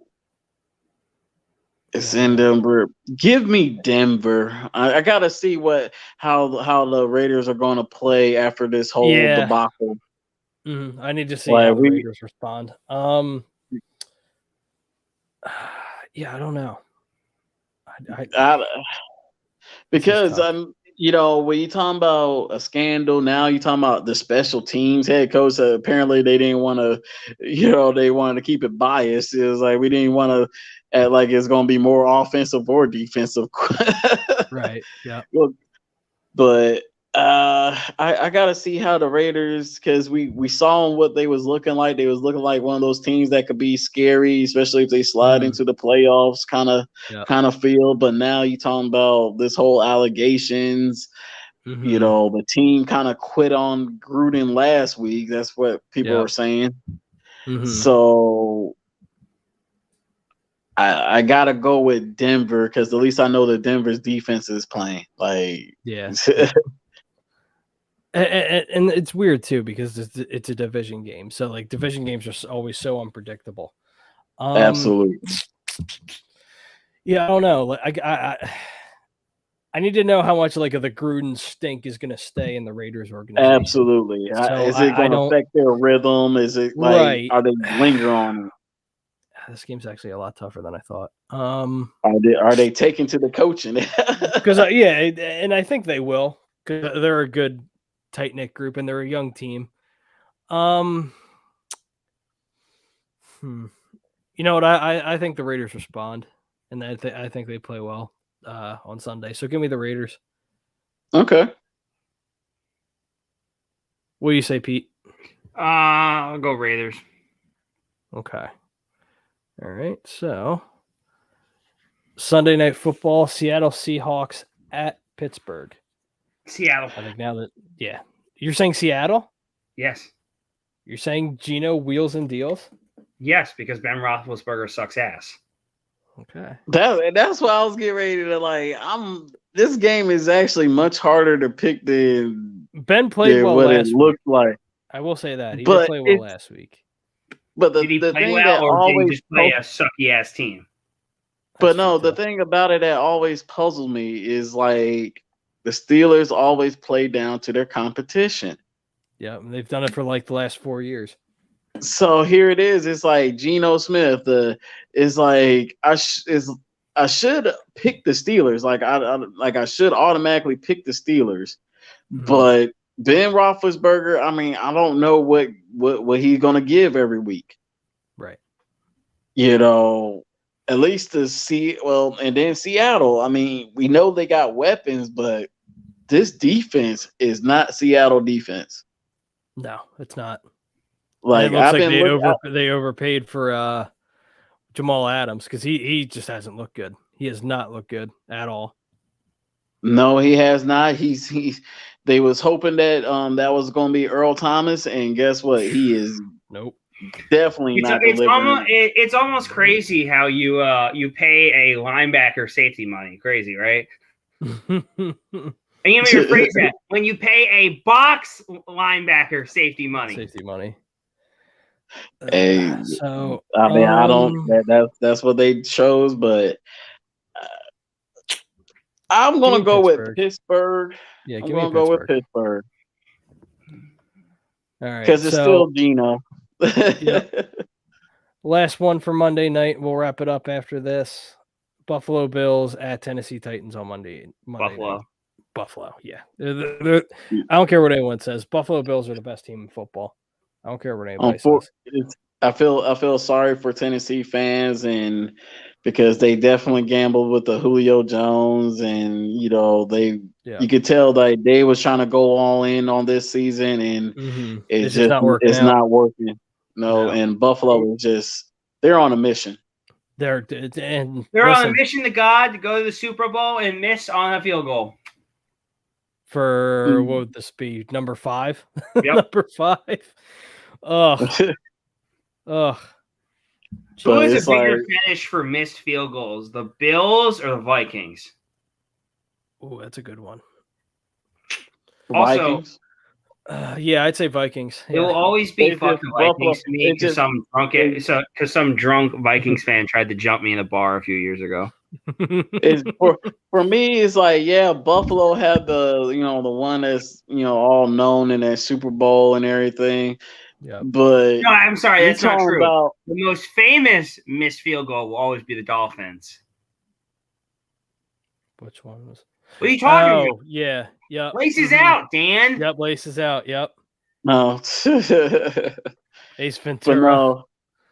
But no, I'm talking. The reason why I say for the Vikings it's wide left. When you talking about Randall Cunningham, Chris Carter, and Randy Moss, that offense was so fucking lethal. Yep. Yeah. And y'all lost to the Atlanta Falcons with Jamal Anderson, Dirty Birding.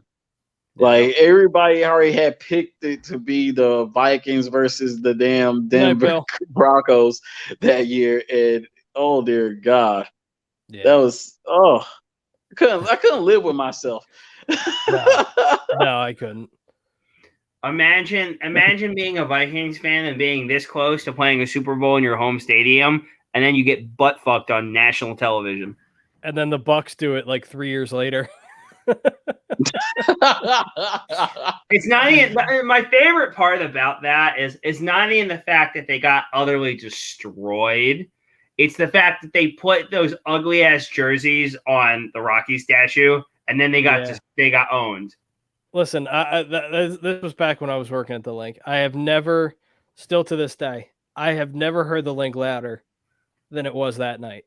And mind you, it was fucking freezing that night during the NFC Championship game.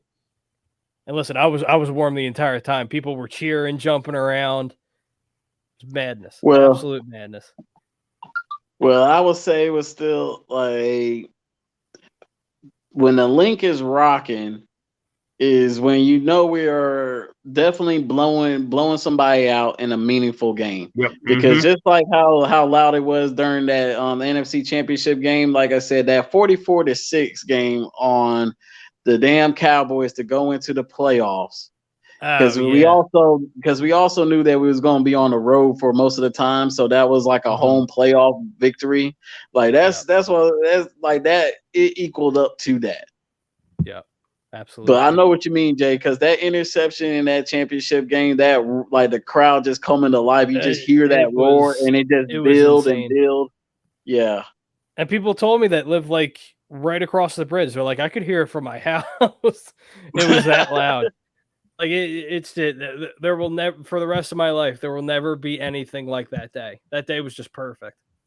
It was just a perfect night. It was awesome. And you're absolutely right because the way the game just started. Yeah. We was just like, shit. I remember standing in my section. I'm like, oh well, here we go. I know how this turns out. And then we just got the pick six, and then we just rolled. Yeah, because it was just the way that touchdown happened. It was Najee good on a damn Rudolph. And it was just like, oh shit, we're already starting. Our defense is getting exposed. Oh fuck! Yep. And then it was marching down again. But that interception, it just changed everything. Yeah, pretty much. But fam, we'll wrap it up here. long, good conversation as always. Flyers end up losing 5-4 in a shootout. Shocker, Flyers losing a shootout. Suck. Yeah, it is what it is. Should talk fucking soccer. That's on Tuesdays and Thursdays. Yeah, I mean, I know you brought out your belt out, but go ahead. We're getting ready to cap off the show. Yeah, there you go. Find your belt. Yeah. Yep, you're a terrible champion. You don't even know where your belt is. What do you mean? It's right here. I had the belt earlier in the day. You just had to go look for it. See there? It's right next to me. See, if that was a 24-hour championship, I would have just rolled you over while you was looking for your belt, and I would have had the belt now. In my gated house, that's what I want to know. What do you climbing? What are you climbing the 10-foot gate? Listen, I have my way. 24/7 title. Yeah, exactly. When it comes to the 24/7 title, it doesn't matter. You can be asleep on a plane. You can be anywhere. I mean, all that matters is I'll be winning the bet next week, and I'll be getting my jersey. Oh Lord. Unfortunately, it is kind of unfortunate. I mean, like I said, as soon as we didn't trade him during that draft, I was like, oh shit, this is gonna be problems. Yeah, because that was your window. Like at the end of the day, I'm wearing that every week. Oh, I don't blame you. Because the only way we're getting, or just a little quick note, the only way this thing turns out good is it has to be like the storybook ending. Yeah, like that's the only way I see this really moving on. Come true. Like they come together, they go all the way to the playoffs. Ben Simmons becomes a playoff MVP. They win the championship. Like that's because at the end of the day, he wants out of Philly, and that's why I'm like, it's got to be like it's going to be a nonstop drama all through the season. Yeah. And just got to deal with it. That's all we can do. Guys, again, we thank you for coming on, Todd, as always, every week. We appreciate you having you on, your family. You know that. You're always welcome. I love it, man. I love it. I appreciate it. And like I said, when it comes to the Eagles season, we all got to try to make it through it together. Sometimes we could be, smiling, enjoying the Eagles dub, but unfortunately we gotta suck it up. But apparently we don't wear paper bags no more, so we we wear our shame with pride. Yeah, pretty much. Again, guys, we thank you for coming on. We appreciate you watching and us going back and forth talking about Eagles, Flyers, and the whole 9 yards. So Fan Friday is brought to you by Gleason's Bar, which is located at 6700 Mill Creek Ave in Levittown, PA. Use promo code A2D for 10% off your order, whether it be dine-in, takeout, or online at Gleason'sBarandSteaks.com. Again, the promo code is A2D for 10% off on your order, whether it be dine-in, takeout, or online. We are also brought to you by Body Check Wellness. Use promo code A2D for 25% off. Was originally 20, now it's 25. Got gummies, blends, topical CBD oils, got the whole 9 yards. Improve your health today with Body Check Wellness at bodycheckwellness.com. Use promo code A2D for 25% off. We're also hopefully brought to you Wilder's by... there. Yeah, he needs Body Check Wellness. He needs Manscaped. He needs the whole 9 yards. He needs a lot of feel good right now. Yeah, and he was telling Tyson Fury after the fight, he's like, "No, I don't respect you. No love.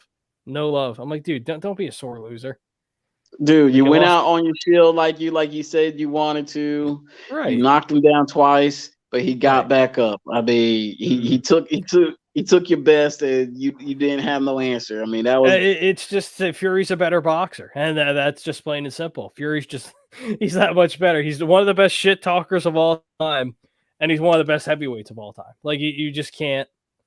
And he looks good doing it. He does it for the real big men out there. You don't have to be all cut up like Anthony Joshua to box, baby. Yeah, listen. He doesn't just represent the UK. He represents dad bods everywhere. And I have to respect absolutely. That. He represents the dad bod well. I love how he even told his trainer to take off his shirt. He was like this. Yeah. You celebrating too. Take off your shirt. Well, it was funny too. J.R. Smith impression. Well, his post fight, I always look forward to. Like, obviously, the shirt's already off, so you know that's happening. But I always look forward to him singing after he wins. I think it's the funniest thing ever. I mean, him and Magalata is going to have a celebrity sing-off one day. Oh my God, can that please happen? All right, we got to get out of here. Hold on. We're also brought to you by Manscaped. Use promo code A2D for 20% off. Like Todd said earlier, Deontay Wilder does need Manscaped. So use promo code A2D for 20% off. Got the whole 9 yards. Got the foot spray. Got colognes. Got shampoos. Got the lawnmower 4.0, which is fantastic. And their most underrated product is their nose hair trimmer. Hands down. Yeah. I use it. Well, between that and that, I'm trying to tell you that ball deodorant guy. I'm beautiful, man. Listen, I'm trying to tell you, on a warm, hot day, and your balls are nice and cool. Can't beat it. Can't beat it. Hell no. Can't beat it. Hey, if you're not on Manscaped, if you don't have Manscaped by now, don't know what to tell you. Good luck trying to bring back the 70s trend. Then you're on your own. Ew, gross. There you go. You're on your own. No, thank you. But guys, again, thank you for coming on. This has been Fan Friday, as always. Thank you. Jake, Pete, and Todd, right down below. Yes, sir. And we'll catch you guys back next week on another edition of Fan Friday. Later, guys. Later, fam.